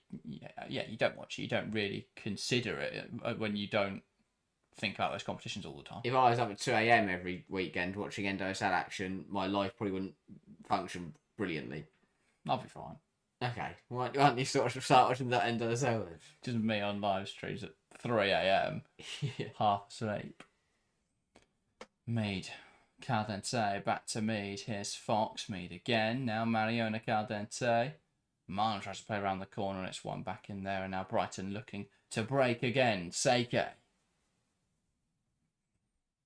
Finds Nordam. Pokes it on to our ball lifted in behind. Chance here for Nikita Paris. And Zinsberger caught in 2 minds. It's messy from Zinsberger. It's out though for a goal kick. Again, really sloppy from Arsenal. Brighton turning it over brilliantly, and this time using it to full effect. Really good stuff. What a ball this is from our potentially need to be closer to Paris. But Zinsberger does the wrong thing. Because she just gets away with that. She does the wrong thing, but then she does the right thing. She realises she's there second. I don't turn her a lot of pressure, man, just to resist it, but yeah. I think Zinsberger got away with it, to be fair. I say she's done the right thing, but I think she just got lucky. Because she realised she's going to get there second. So rather than commit, she just stands there and lets Paris hit it. Zinsberger, Williamson, Zinsberger again under pressure. Tries to play a pass out. It's cut out in there by Auer. Straight to Kankovic into score. Dinks the keeper. And it's there. Brighton 3, Arsenal 1. And Kankovic checked across along the line to see if it had been flagged offside. It's messy from Arsenal. And it's punished brilliantly by Brighton. A pass out from Zinsberger. I'm not sure who she's trying to find, but it's not found its intended destination unless she wanted it to find Auer. Auer wins it back. It's a direct pass into Helena Kankovic, and Kankovic on fire in this game. 2 goals and assists now for the Serbian. I mean, it's a complete mess. It is a complete mess. She's onside by Leah Williamson there. Well, Steph Catley on the side. It's a brilliant finish. It is such a good finish from Kankovic. But it is a mess again from Arsenal. It is a poor pass from Zinsberger, but it's all come because Williamson has played it back to Zinsberger. Zinsberger's had to run backwards and then is under pressure and then has to release the ball. That is superb from Kankovic. Absolutely brilliant. Pick it off the line. Would have been. I mean, she wouldn't have pulled it off, but you'd like from a mental point of view, you'd like to see her, try. But that is absolutely brilliant. Absolutely brilliant from Helena Kankovic. Yeah. What a game she has had, and Brighton now in a really good position. And Arsenal lose it again. And Brighton looking to come forwards here. Ball in behind from Honest Lagers. Kiko Seike's in here. McCabe shrugged off too easily. Seike to score, and she does. A brilliant finish, and it's 4 for Brighton. A quick turnover. Honest Lagers lays it, or lifts it in behind, and Seike against McCabe. It's too easy. She shrugs off the Irish fullback, and Kiko Seike slots it past Zinsberger. A lovely lifted effort. And it's Brighton 4, Arsenal 1. Again, it's absolute carnage from Arsenal, but it's brilliance from Brighton. The Seagulls are soaring. And Kiko Seike, this is superb, gets the wrong side of McCabe. McCabe realises she can't commit the foul there, if not, she's off. And Kiko Seike finds the top corner brilliantly, just firing it past Zinsberger on the bounce as well. She catches it so nicely. Such a good finish. Such a good finish. And Brighton are in cruise control now. And again, we draw parallels to the Villa game where Arsenal, they needed a response coming into the second half and they found themselves in a terrible position. Terrible position. And it just feels like Arsenal are being punished for mistakes they've made all season, finally. In terms of that pivot, we saw it in the Lyon games, giving the ball away too often. And in these games with Aston Villa and Brighton, it's the same mistakes coming from the same problems. And no solution is apparent for Arsenal. Yeah. Again, this is where the questions start to fall on the manager because it was 2 different sets of players. It was 2 different sets of players between the Villa and the Brighton games. The key similarity between them is that pivot. We saw it Lyon in the first leg. We saw it against Aston Villa. We're seeing it again today. You cannot get away with a pivot of Little and Calorente. Yeah. It just will not work. And I know it doesn't help when the goalkeeper in both games has made errors leading to goals. But I think, again, and I know there's definitely fault there. I'm not saying otherwise. But, again, there will be Arsenal fans who lay it all on Manuela Zinsberger, and it's not. I think there's a huge problem for that for Arsenal. Your goalkeeper 5-2 last Wednesday, 4-1 today. Your goalkeeper is not a fault for you conceding 9 goals in 2 games. Yeah. Yes, it may be with Van Domsel. I think it may have only been 7 or 8. You could have avoided a couple, but overall, just again, lack of organisation from Arsenal, and they just seem to be all over the place. And again, the quick fixes that have worked at times this season start to come. Playing a left back as a left centre half, and don't get it wrong, I think Catley has done well, but it's not a permanent fix that is going to work in every single game. And one back in there with a strong challenge from Mead. Now Little, and Arsenal have been so poor in this game, it's delaying Shadow's gym sesh. Because he wants to see what's going to happen next. Here's Mead. My other thing, again, I don't want to suddenly panic and go, oh my God, Arsenal are losing, so everything's going wrong. But where is the reaction? They've just conceded again. They're 4-1 down, and they're still under pressure from Brighton, and we're not seeing any changes. All lifted in behind, Zinsberger out quickly. But why wouldn't there be a reaction at first, at half-time, when you're 2-1 down to a weaker opposition? Where is the response then? And then there isn't one at 3-1, and then there isn't one at 4-1. When does the response kick in? 5? 6? And look at this. Where are Arsenal? What is this? The ball goes back to Zinsberger. You've got Catley where she should be, McCabe where she should be, but on our right-hand side, there's no defence. Again, we saw it against Villa. Centre half just miles apart from each other, and we are going to see Arsenal changes. Kelly and Nicewong will minimum 2 coming on. And it's well at this rate, and unless Brighton have a severe collapse now, it's going to keep that race for second place alive. And as we were going to talk about in a video this week, if Arsenal lose here, second place is really important. Yeah. But again, those subs are coming, but you need 3 goals in half an hour. Is that going to happen? Especially when you look like, at the moment, Arsenal look like conceding a 5th more than they do scoring again. Really, it's not time to panic. It's not time to start putting out outrageous claims for Arsenal, but they need to start working out what on earth's going on. Let's not forget as well, Brighton, as much as the second half season hasn't gone to plan, and that's a cross in the box, Mead, header directly at Bagley though. As much as Brighton's second half season hasn't gone to plan, still a very well-oiled side and a side who are very good at beating the lower opposition. I think this is a less concerning result than the Villa game. Yeah. Obviously, depending on how this last half an hour goes, if Brighton have another 4 in their locker, then I'd be deeply concerned. The Villa game was quality players taking advantage of a side that were playing terribly. Like, the likes of Grant, the likes of Hansen and Salmon were decent players taking advantage. And Villa on that day were clinical. That's why they scored 5. On another day, another Villa performance. Well, here's the response: quadruple change. Yeah, that's exactly what you expect. But statement for Villa on another day, they probably wouldn't have won that football game as convincingly, because Aston Villa just on that day were really clinical. In this match, though, this is a Brighton side who are outplaying this Arsenal side, and Arsenal cannot keep up with it. Yeah. And again, it's another. But it didn't start that way for Arsenal. They were in control, but they concede that goal just before the half. They go 2-1 down, and they seem to just overreact, and suddenly they're getting torn apart, and that control is completely taken out of the match. Indeed. But yeah, it's Arsenal now. Hopefully, they'll be hoping this quadruple change will make a difference. Yeah, I want to talk about the subs, but I'm going to wait for more to happen until we can take stock as to who's come on and off. So Little, Mead, McCabe, and was it Russo? I think it's only a 3. No, it's not. No, McCabe's also coming off. Very nice one. So, Kelly, Blackstenius, Nicewong, Valti onto the pitch. Russo's in the 10, so it's Marnham, McCabe, Mead, and Little. Yes. Off. Yeah. So if that wasn't confusing, Arsenal are in possession. It is Nicewong. Tries to slide the ball through, and an important interception from Thoris Dottir. Throwing now for Arsenal. You are right. It's again, Brighton have done very well coming forwards, but again, that's high quality forwards causing problems. But it's also Brighton defending well. Again, on another day, if Brighton had been sloppy defensively, really good box defending when it was 1-1, it could have swung either way. Brilliant save from Bagley as well.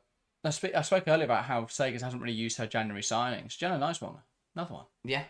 You'd have thought she'd come in off a serious competition to McCabe. I know we've seen her used in midfield a bit this season, but we've not really seen her as much as I think we would have expected to. And perhaps she's had injuries and stuff like that, but I know she came from the NWSL as well, which was on winter break, which I don't think helps. But chance now for Arsenal. Kelly breaking into the box, ball in. Did that strike the arm of the defender there? It looked like it may have hit the hand of Caitlin Hayes. Referee not giving it. But Blackstenius, ball came into the box. Blackstenius' header looked like it may have struck the hand of Hayes. Yeah, we'll have a look here. Blackstenius heads it on goal. Oh, Yes. that's handball. Quite a blatant handball. And it means the header's savable for... Oh, yeah, that's... Yeah. It's been a really poor game from the officials, to be completely honest. Disappointing to see. Especially because I think this is the team that will be taking the FA Cup final in 2 weeks. Shadow with what I feel is a slightly biased opinion of, you can't give that as handball. I don't see an argument. The arm it's an unnatural position. It changes the direction of the ball. Another poor pass from Zinsberger straight to a player in blue and white. Clayton Hayes was imitating a scarecrow, the arms out like that. Yeah. But yeah. So it remains 4-1. Arsenal will be frustrated not to have got a penalty there. 28 minutes to try and turn this game around. Now, I'm not sure there's a happier person about this result than Mark Skinner right now. Shadow says, obviously, I'm biased, yeah. Indeed. Well, if Barcelona fans are anything to go by, you can never be biased about anything ever. You must always 100% just tell everyone how good Barcelona are. Stars of all fact. Here's nice Wonger. Ball into the box, headed away. When the Barca fans see the Villa result and the Brighton result, they're probably going to think they're going to win the game 15-0. But they already do. I've just not bothered reading it out. Ball swung into the area, playing well by Bagley. Bagley's had a really good game. Back in the side and has pulled off some big stops to keep Brighton in the game when it was level, and has allowed her side to go on and really torment this Arsenal defence. Do you think Arsenal? Well, obviously they've got Champions League football confirmed. Do you think they're as worried about second place as perhaps other teams are? I think they need to be, which is their problem. But do they? Because if they win the Champions League, which they are obviously going to do, if Arsenal fans to be believed, if they do that, they get automatically into the competition anyway. So they do, yes, but I think it's also a statement. You know, they haven't finished runner-up in the league for the last 3 years. It has been City and Manchester United taking those spots. So I think it would be big for Arsenal to return to that side who are just behind Chelsea. And also, the more points they drop, the further that gap is going to be to Chelsea. And suddenly... Kelly swings it in, dealt with by Brighton, chested down to Bagley. Chelsea could have won this league by only 3 points. But as it stands, they're going to end up winning it by 9 because of Arsenal and United dropping points. And it's going to make the league look a lot more convincing than it once was. Well, if it's a draw next weekend, it could be even greater. It was only Wednesday where if Arsenal had beaten Villa and Chelsea lost to United, that the gap would have closed to 3.5. Arsenal were in the title race. There was a very slim chance with 3 games to go that they could have potentially, better late than never, grabbed the title if Chelsea had fallen. First, as I'm not worried about second place, to be honest. Well, I think it's quite important this year with the placement of the Euros. I mean, Arsenal should be all right because they've got quite a high contingent of players who... Well, actually, they've got 3 players who aren't European. Paris heads over. That could have been 5. But yeah, Arsenal... they've got... Caitlin Ford, Emily Fox... Jenna Niswanger. Was she loan? I can never remember. I think she's a permanent. But yeah, 200,000 permanent. Yeah. And Steph Catley. I think that is it. Kafaji will be there. Kafaji will actually get to play at the Euro. Yeah, we'll see Kafaji on a football pitch. Sweden there? I can't remember now. Yeah, both goalkeepers will go. But that's the problem because Arsenal are so Eurocentric. Thing is, it really depends on who they draw. But United are not too dissimilar. I mean, Riviere and Tallis Joyce and Hinata Miyazawa. I mean, the fact Riviere's not going is a joke. Well, she's Canadian, so she would struggle to go to the Euros. Oh, yeah. But I thought she was... Ignore that. I swear she's French. No, she's definitely Canadian. You're thinking of the former Newcastle striker Emmanuel Riviere. Blackstenius. Ball into the box. It's over the bar. Out for all 8. It's because I've seen her speaking French. But obviously she would speak French because she's Canadian. They speak, do it. That makes more sense. Crazy. Absolutely crazy. But yeah. And McCabe, Arsenal didn't qualify. There you go. Oh yeah, unlucky Ireland. But yeah, I think it really depends if they draw. because they draw Rangers, I would expect to see like Godfrey and Leah play. Yeah. If they end up playing a side like Rosengard, they did last year, or Atletico Madrid, suddenly that's a very different scenario. Well, yeah. That extra round is that you have to play 2 games in 3 days, don't you? I have no idea what has just occurred. The ball went in and Williamson got hit, and then the ball went back out and a Brighton player got hit in a different position. Shaz says now Canadians outside of Quebec don't speak French. No, but there are Canadians who speak French. Riviere might know French. You don't have to be Canadian or French to know French.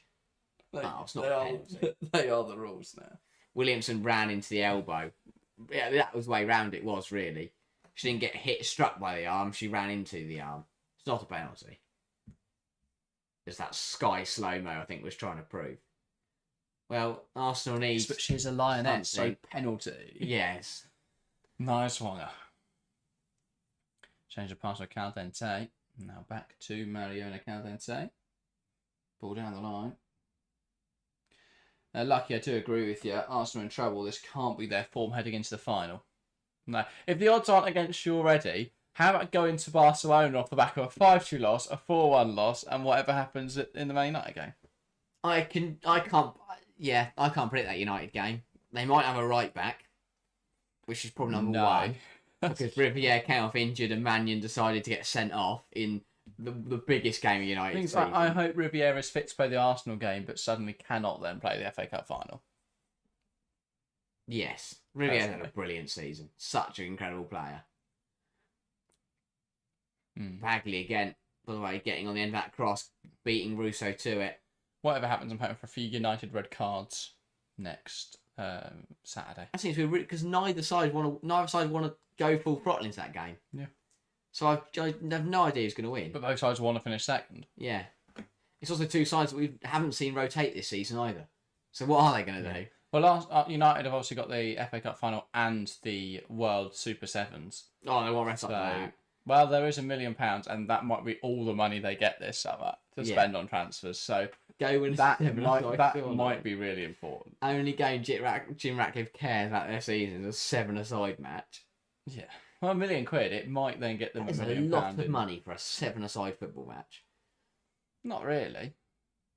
That's a 7. That's not even.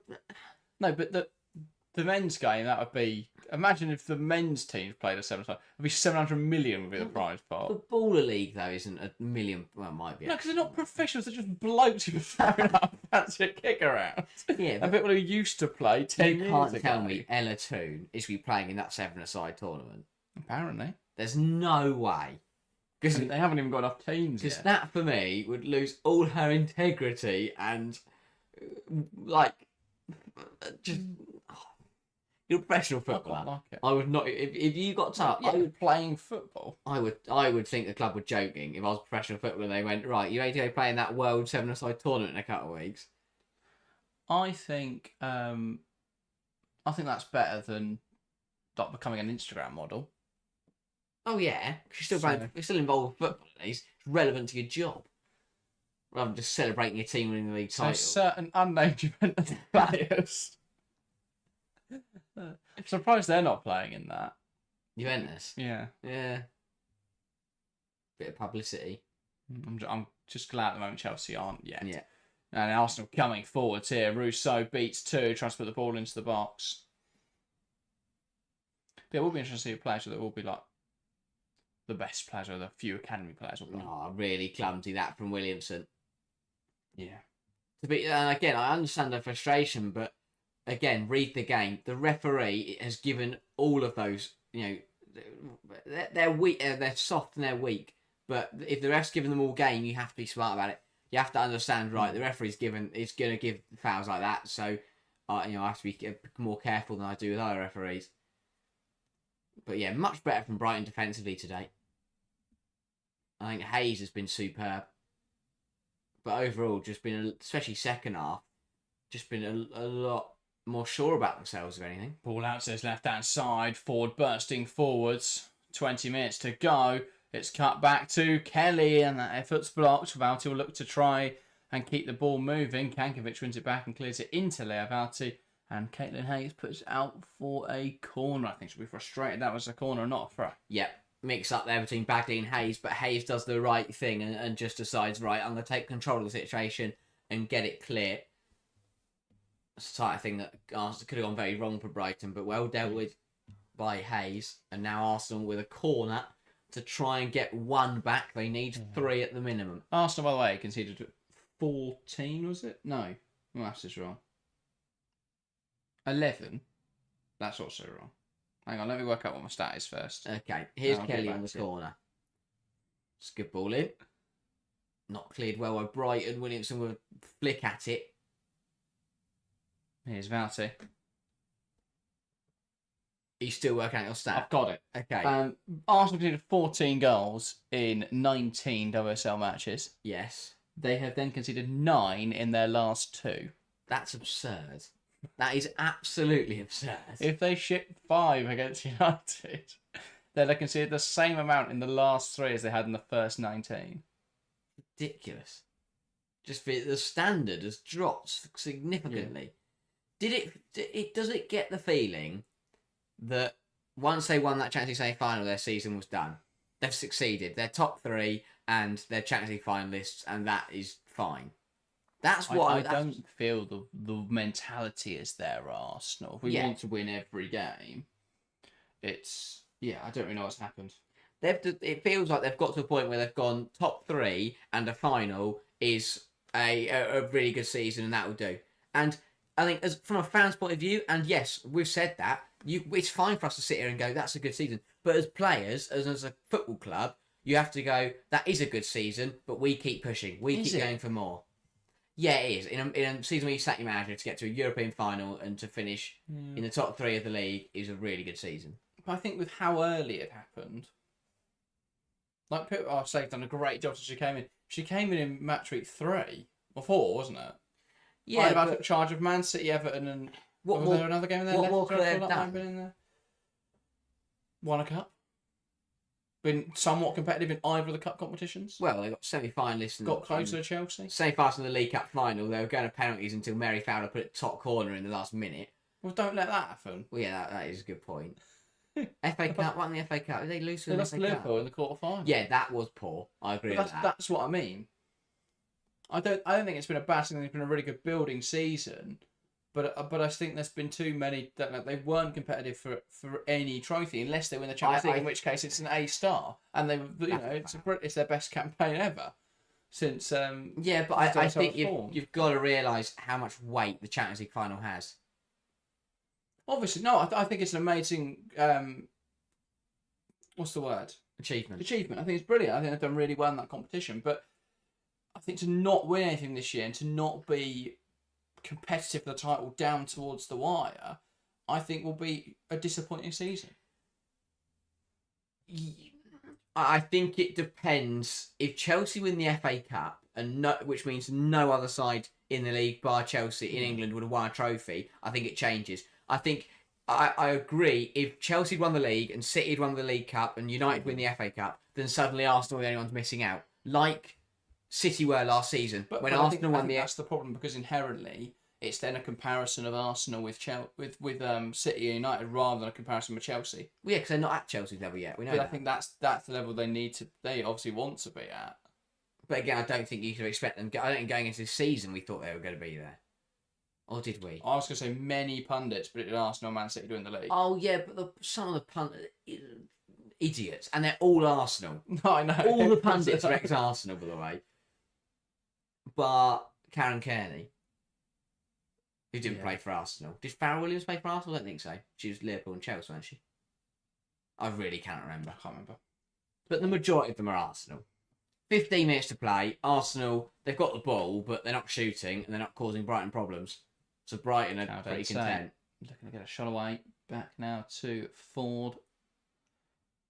That is a pathetic attempt at a penalty. That is terrible. I mean, she went down after the tackle. She got tackled, moved, and then threw herself on the floor. What was more funny was the delayed appeal from Arsenal, because they didn't appeal it, and they went, all right, and then they went, oh my days, hang on, penalty. Oh, that's a yellow for simulation. a red position after a pathetic attempt at it. I thought that was more like Wii Sports than it was professional football. Penalty. Oh, ref. Not even fooled yourself. No. Come Arsenal. Looks to create a chance. Dealt with just about. Taken out the hands of Bagley in there, but it is cleared away. Catley tries to keep it alive. Feels as Farah played for a year, but is a huge Chelsea fan. Arsenal biased. Yeah. If it works for our point, Phil, it works. That is not a foul. Ford was that is a wide. Rushing it. That is rushing it from Ford. She's now questioning the penalty. That is never a penalty. Shows a second for United would be amazing. Well, I think compared to pre-season expectations. And if they win the FA Cup.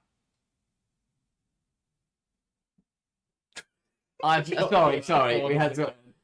If United win the FA Cup, huge season. Because yes, the way she goes. That is not a penalty. That's so poor. She gets caught. She does get caught. It's the way she's gone down. I mean, I'll be honest. I think overall, it's been a really poor performance from the referee. Just across the board. Just the inconsistency has been incredible. The handball that was an Arsenal penalty. There's been so many things that just not happened. Arsenal support again, but luckily Nordam gives it straight back to Valti. But equally in the first half, she gave everything Arsenal called for. Not similar decisions, but that's what I mean. It's just a consistently poor refereeing performance. Just consistently inconsistent. I think, people talk about bringing in VAR. There's a much easier thing of just having a stronger baseline of officials. Yeah. And I understand why they want to have female referees, but they can still train them. And I don't see why they couldn't mix in some male referees as well. Yeah, because when you look at the amount of female officials who are on the FIFA list, in England, there's none. Going to the Euros, I don't think England have got any. No, we've got... Well, now Rebecca Welch is retired, obviously. And so is Cheryl Foster. So the two really good British officials have gone. Arsenal cut it back. No one's there, and Paris will get on the end of it and run away. But yeah, it's a big conversation to be had because the FIFA and UEFA officials think there's one. It's Stuart Atwell going, and he's a Premier League. He's going for VAR reasons. He's not going the referee. So it's just poor from England. They haven't got any. They don't. UEFA haven't deemed that England have got any top match officials. Which is, when you think about it, it's it's understandably so. Europe, you don't see any English officials.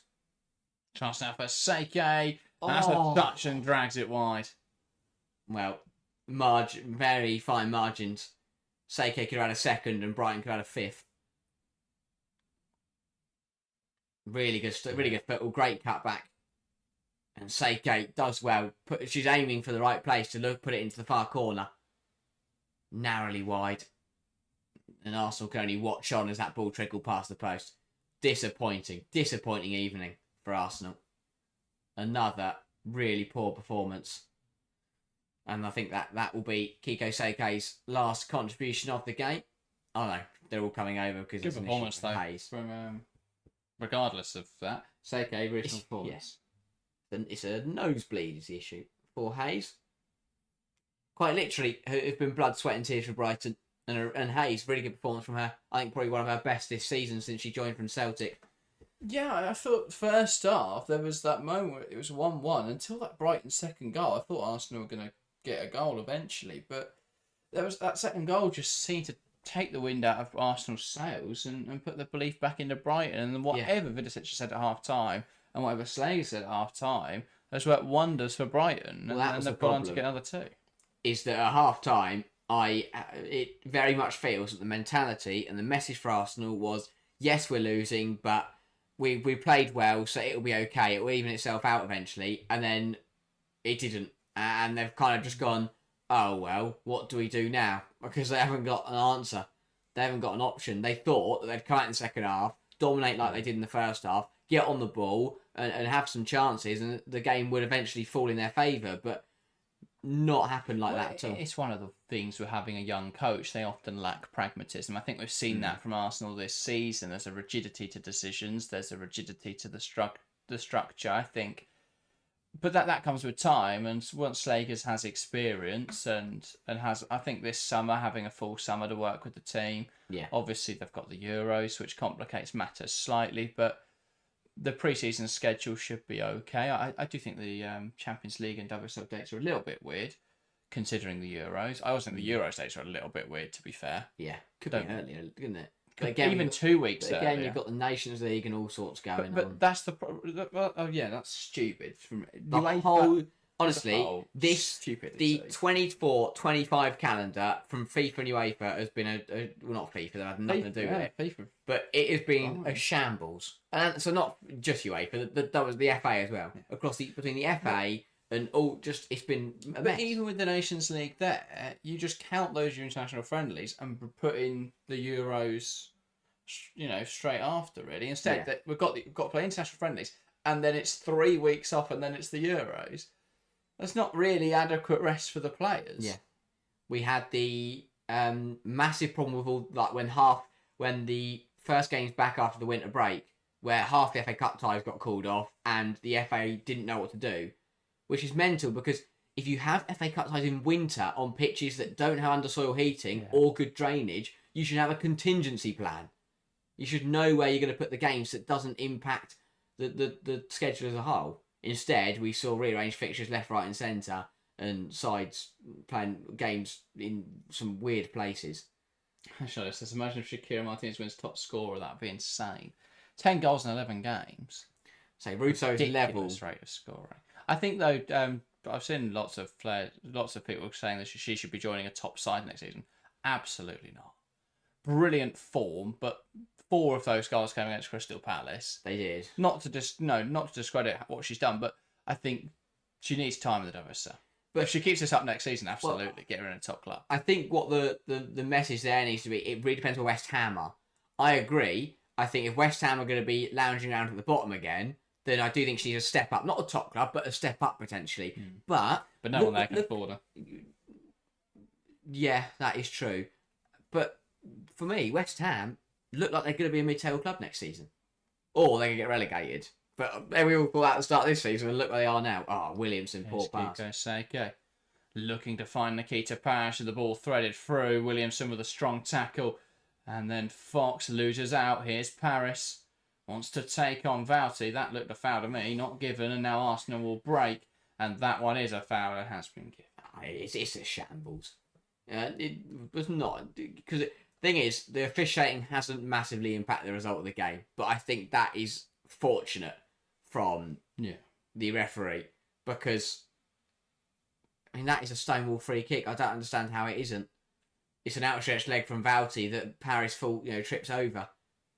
But yeah, if this game was tighter, these decisions, and it was a yellow card for the defender for the Arsenal free kick. Who was it in there? I'm not quite sure. We'll find out in a minute. Where's not Hayes? I don't think Paris got booked, did she? Possibly for complaint. Potentially. But yeah, if this game was a closer game, the officiating would have changed this match. Because if this was 2-1 and Arsenal get their penalty, then it's given. If that foul in the first half wasn't given when Brighton were through on goal, then it's a completely different game. But luckily, because it's 4-1 Brighton, the decisions haven't had an impact. But yes, let's have a look here. So Hayes commits the foul, slightly kicks the ball away. Wouldn't really say she did kick it away. Should get booked for that. It's not exactly delaying the restart. No, I think it smashed it out of. No, I think the foul is probably a mix between the foul and the kicking the ball away, which isn't how it works. But again, common sense prevails. But Kelly asked the yellow, which you can't really do. Oh, it's all Arsenal. And again, I think it's something the referee's fallen foul of is going on the appeal. There's been numerous decisions where, as much as I think Heaslip can be way too strict with the rules sometimes. And she would have been walking around in that moment with a yellow card just out. Shouldn't even bother putting it back in her pocket. I think at least she does stamp out that sort of calling for things because players know that you're not going to get anything. Nordown's been booked now for complaining. And now is the problem, because now Brighton players are doing what the Yeah. Arsenal players have been doing, but she's now penalising the Brighton players for it. But also, the card comes out once and suddenly now it's flying out. That's the third one in quick succession now. And the FA are licking their lips. Shit. The Rumble Wagon says Arsenal still having the Leon hangover. They better snap out of it fast. Indeed, they need action quickly, because there's a very good chance they're going to end up finishing third at this rate. I think that they're in the kind of form where you'd want a side like Crystal Palace at home on the Friday, but Manchester United. they got they're hosting United. Yeah, it's a big crowd at the Emirates. I think that's exactly what Arsenal need. 40,000 people behind them. Caldente lifts one through towards Steph Catley. It's cut out. Catley again now. Finds Fox. Ball in. That's headed away. Now Kelly. Lifted towards the back post, and that is seen out for a goal kick by Brighton. And now Kankovic has gone down. Yeah. Brilliant game from Kankovic. Think this will be the end of it, though. Looks like cramp, I think. I'm not a doctor, but it looks to be cramp. You're not a doctor? No, surprisingly. Yeah, Kankovic been superb today. Absolutely brilliant performance. Catalyst to Brighton's... Well, I think we can say Brighton's victory now. The physios are going to come on for it. Just run the clock down a little bit. But class from Brighton. And I think this has been needed. And we saw it against Everton. We've seen it in a couple games towards the end of this season. Is they are proving that the start of the campaign wasn't just good form. It wasn't just fluke. They are a good side. They have got top players. And they can challenge. And if they bring consistency to their season next campaign, then they are going to be... I think they could really look to upset the apple cart in the top four. Which would be brilliant to see. Oh, who knows? Actually, it's really hard to predict because Michelle Kang might just come and throw 10 million at the league and win it. So, let's see what happens. The thing is, I can't really see a way they are able to convince the quality No. player to come in, because they're not signing I do think Peter are overreacting a little. They think that Michelle Kang's going to come in and they're going to finish top three. But I think there's no reason they don't finish fifth. Yeah, agreed. I think they can... Look how close that midfield battle is. There's only a couple of points in it. Put a squad like Brighton's for £1 million, easily. £1 million. And there's no. They are definitely going to spend at least £1 million. Yeah. Because and the incentive. Look at their championships. The incentive is ambition and Michelle Kang's money. Exactly. Because they will be able to offer wages that the other sides in the mid pack cannot offer. But is that an option for Kelly? I think it's too low. I still think she will play at the top of her game. Well, the thing is, she's got to be in London for the Baller League. So will she get there tonight? Because she's in Crawley. She's going to have... Oh, it starts in like... Does it start at 6 or 7? Depends what time her game kicks off. No idea. I'll have a look. Will Chloe Kelly get to the Baller League? Get that poll in chat. That's what we've got. Will Kelly get to the Baller League in time? They've kicked off the first game. Oh, that's it. John Terry's beating Mini Minter. That's good. Mental. Imagine you'd told John Terry that 10 years ago when he was getting a Guard of Honour for winning the Premier League. You're right, JT. You're currently beating Mini Minter. Which one is here? I can't remember now. Is it treble? No. This is great. As you can tell, we're avid watchers.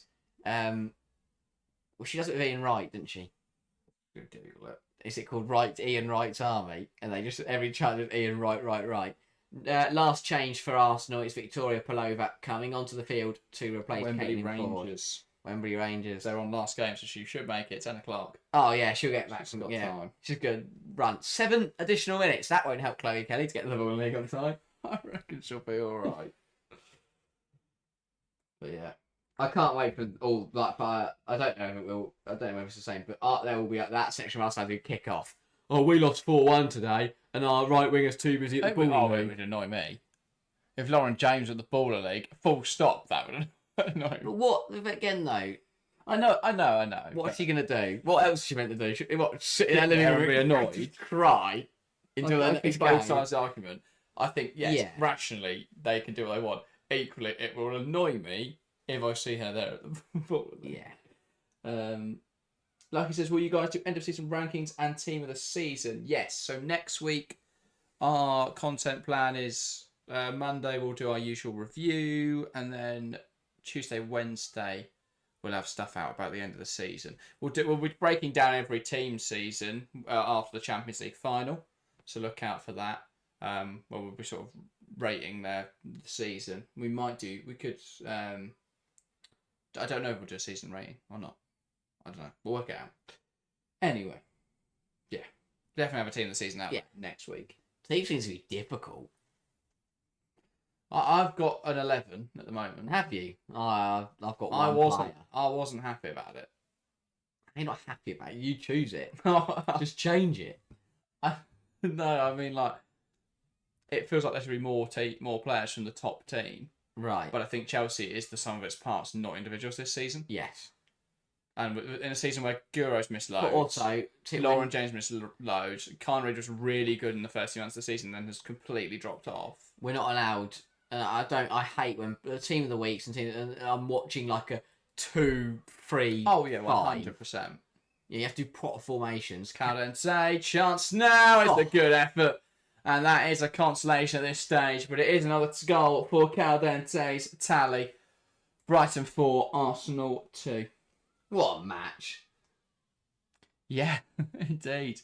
But at least Arsenal have another goal. It slightly helps their goal difference. Yeah, Arsenal turn the ball over in high position. No one gets near to Mariana Caldente, and she just fires it past Bagley. Great effort. Really good goal from Caldente. Shouldn't matter for much, but 4.5 minutes. Stranger things have happened in football. Yeah. Brighton just got to be careful. Because Arsenal will, potentially look to try and steal something very late on here. Indeed. 18th goal this season for Mariana Caldente in all competitions. Most of her strikes have come in the Champions League. That's been really impressive in Europe's Premier competition. But yeah, super strong season for Caldente. I wouldn't have said she scored 5 more than Caitlin Ford in all competitions. I would. Ford was really good, but Caldente has taken pens. Which you don't really think about. All this season, surely that all competitions will count the games like Rangers, where Ford had an absolute perler. Yeah, but she still only scored twice. That's 2 goals. No. 2 out of Brilliant. 2 out of Thanks, 13. Well, that's 2 goals. Well, yeah, I think that I think Caldente's contribution goes hugely unnoticed. Massively under the radar. Sharon says, considering Chelsea rotated so much in the second half of the season, it's tough to pick. That is true as well. But yeah, and I don't think any Chelsea forwards really get in there, which is weird because they're the team with the most goals in the league this season. I mean, I think the only one who'd be in contention is Aggie Jones, but the problem is since that's such a difficult bracket, that left-hand side. I don't think there's any wingers that get in there at the moment. No. I've got, at the moment, in my WSL team season, without giving anything away, I just have loads of strikers. Well, you haven't got any wingers. Okay, right. Well, we're going to have some great debates on that video. I'm just trying to think. I do have a winger, actually. I'll say you must have a winger. Ignore that. I changed my team. All right. Not now. Anyway, Williamson. Also giving it everything, but not going to matter for much at this stage. Now Caldente. It's a good ball in. Russo on the turn. What a save that is. A goal for Russo is really important. Golden boot. Yeah. Stake. What a save that is, because if that does go in, that finds the bottom corner, suddenly Arsenal have 2 minutes to find a goal. And, well, that's squeaky bum time. Yeah. What a ball this is from Caldente. Russo, great touch on the turn. What a save that is from Bagley. Bagley has been absolutely superb. Definitely a contender for player of the match. Yeah. I think the other thing with this season, it's really easy to pick players who've done really well at the end of the season. Yeah. Anyone's just had a really good run in and forget sort of those players who, like Brighton players, if you did a team of the season so far in December, it would just be Brighton players. Yes. But I think like Kiko Sega would have got now in there. to get any in there. But now does Kiko Sega get in there? No. I think Paris would be in the conversation. Midfield's really hotly contested. If not, I'd have Kirby in there. I think it's going to take me hours. There's not enough. Can we have a bench? Players, should say hours. I was going to do honourable mentions. Okay, yes. Well, I had two ways of doing it. Either we both just pick our team, see what the differences are, or we draft it. So we both bring options, and then I love how we're just discussing our video plan. What would everyone like more? Yeah. Yeah. What our actual team of the seasons would be if we were just picking one, or some sort of draft thing. Chances Bagley for team of the season based off this performance. Exactly. Yeah. Yeah, you guys get a chance here to decide our content. That's easier. Yeah. It's like a company. It's like a football club run in Germany, where obviously because all the fans own it. That's what we should do. Sell shares to all the fans, and they can stay Fan-owned channel. That sounds risky. They just sell it. 1 minute, they change the presenters. 1 minute we're talking about football, the next minute we're doing an ice bucket challenge. Yeah. Or something. We're playing mini golf. Chance now for Arsenal. Shot from range. It's the bar. Russo down in a heap and doesn't end up with the ball in the back of the net. I think she got pulled back there. Kai Vargas, it was... I was about to answer the question. Who scored? It was... Oh, the second one, yes. I think this probably should have been another penalty to Arsenal, but we'll have a look. This is worrying, unless Russo down injured. Because she just got thrown into the post. Great shot from Nisbonger, rattling the crossbar. Oh no, it's another save from Bagley. It's another brilliant save from Bagley. But then I thought Russo got pulled back here.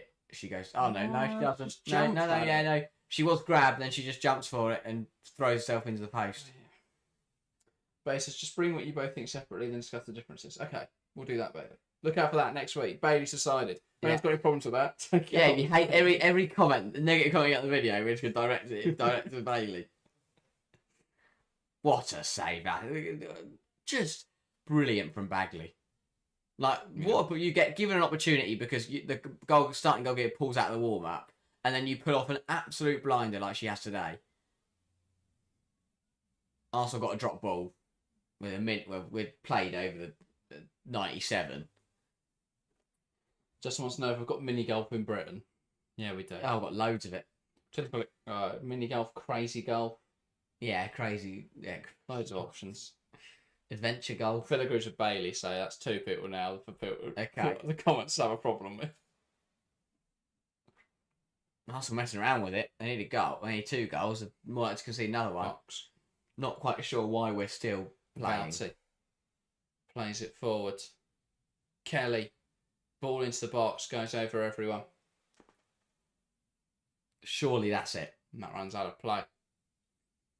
And now we're in no rush to get the ball back into circulation. How's this football game not over? I don't know. Rex on a mad one. Thinks he's getting paid by the minute. Yeah. And that, as the final whistle sounds, is the end of this game. Brighton 4, Arsenal 2. And a bit of a capitulation for Arsenal at the end of this season, but it means going into the final game week, Champions League football, not Champions League football, second place is up for contention. Arsenal and Manchester United both within a point now. That's going to be exciting to watch next weekend. So do join Harry there for next week's final day stream, unfortunately. Please. I am not here, which is a real shame. But it should be good on Saturday. Chelsea lifting the trophy. And, of course, Man United versus Arsenal should be good. We'll be back with content throughout this week discussing the WSL, so look out for that tomorrow. Full WSL weekend review coming Wednesday or Thursday, depending on what happens. Man City, Man United, and we'll be talking about the London City Lionesses. Friday, preview for all the action. Saturday, with all of the action to end the season. Wow, tasty stuff. I can't wait. You might have to stay streaming until I get back. So I can sign off. Yeah, it'll be a... Well, depends how long Chelsea take. It'll be an Arsenal, Man United. Watch that game, and then we'll watch the trophy lift for Chelsea-Liverpool. That's the plan so far. Enjoy the itinerary. Other than that, we will be back for all of that. And, of course, the ends as the domestic calendar ends. We've got cup finals in the 2 weeks after that. So a lot to come to this end of the season. But we are now into the end zone. 1 game away until it's all done. 21 games of hard-fought football, and with 1 game to play, it looks to all be all but done. Our first full season on the channel. It's been absolutely brilliant. Almost done. It has definitely been. And Taylor believes Man United can now get second place. We'll have to see next Saturday. So join Harry live in the WSL final day. Other than that, that's everything. Thank you guys very much for joining us, and we will see you next time.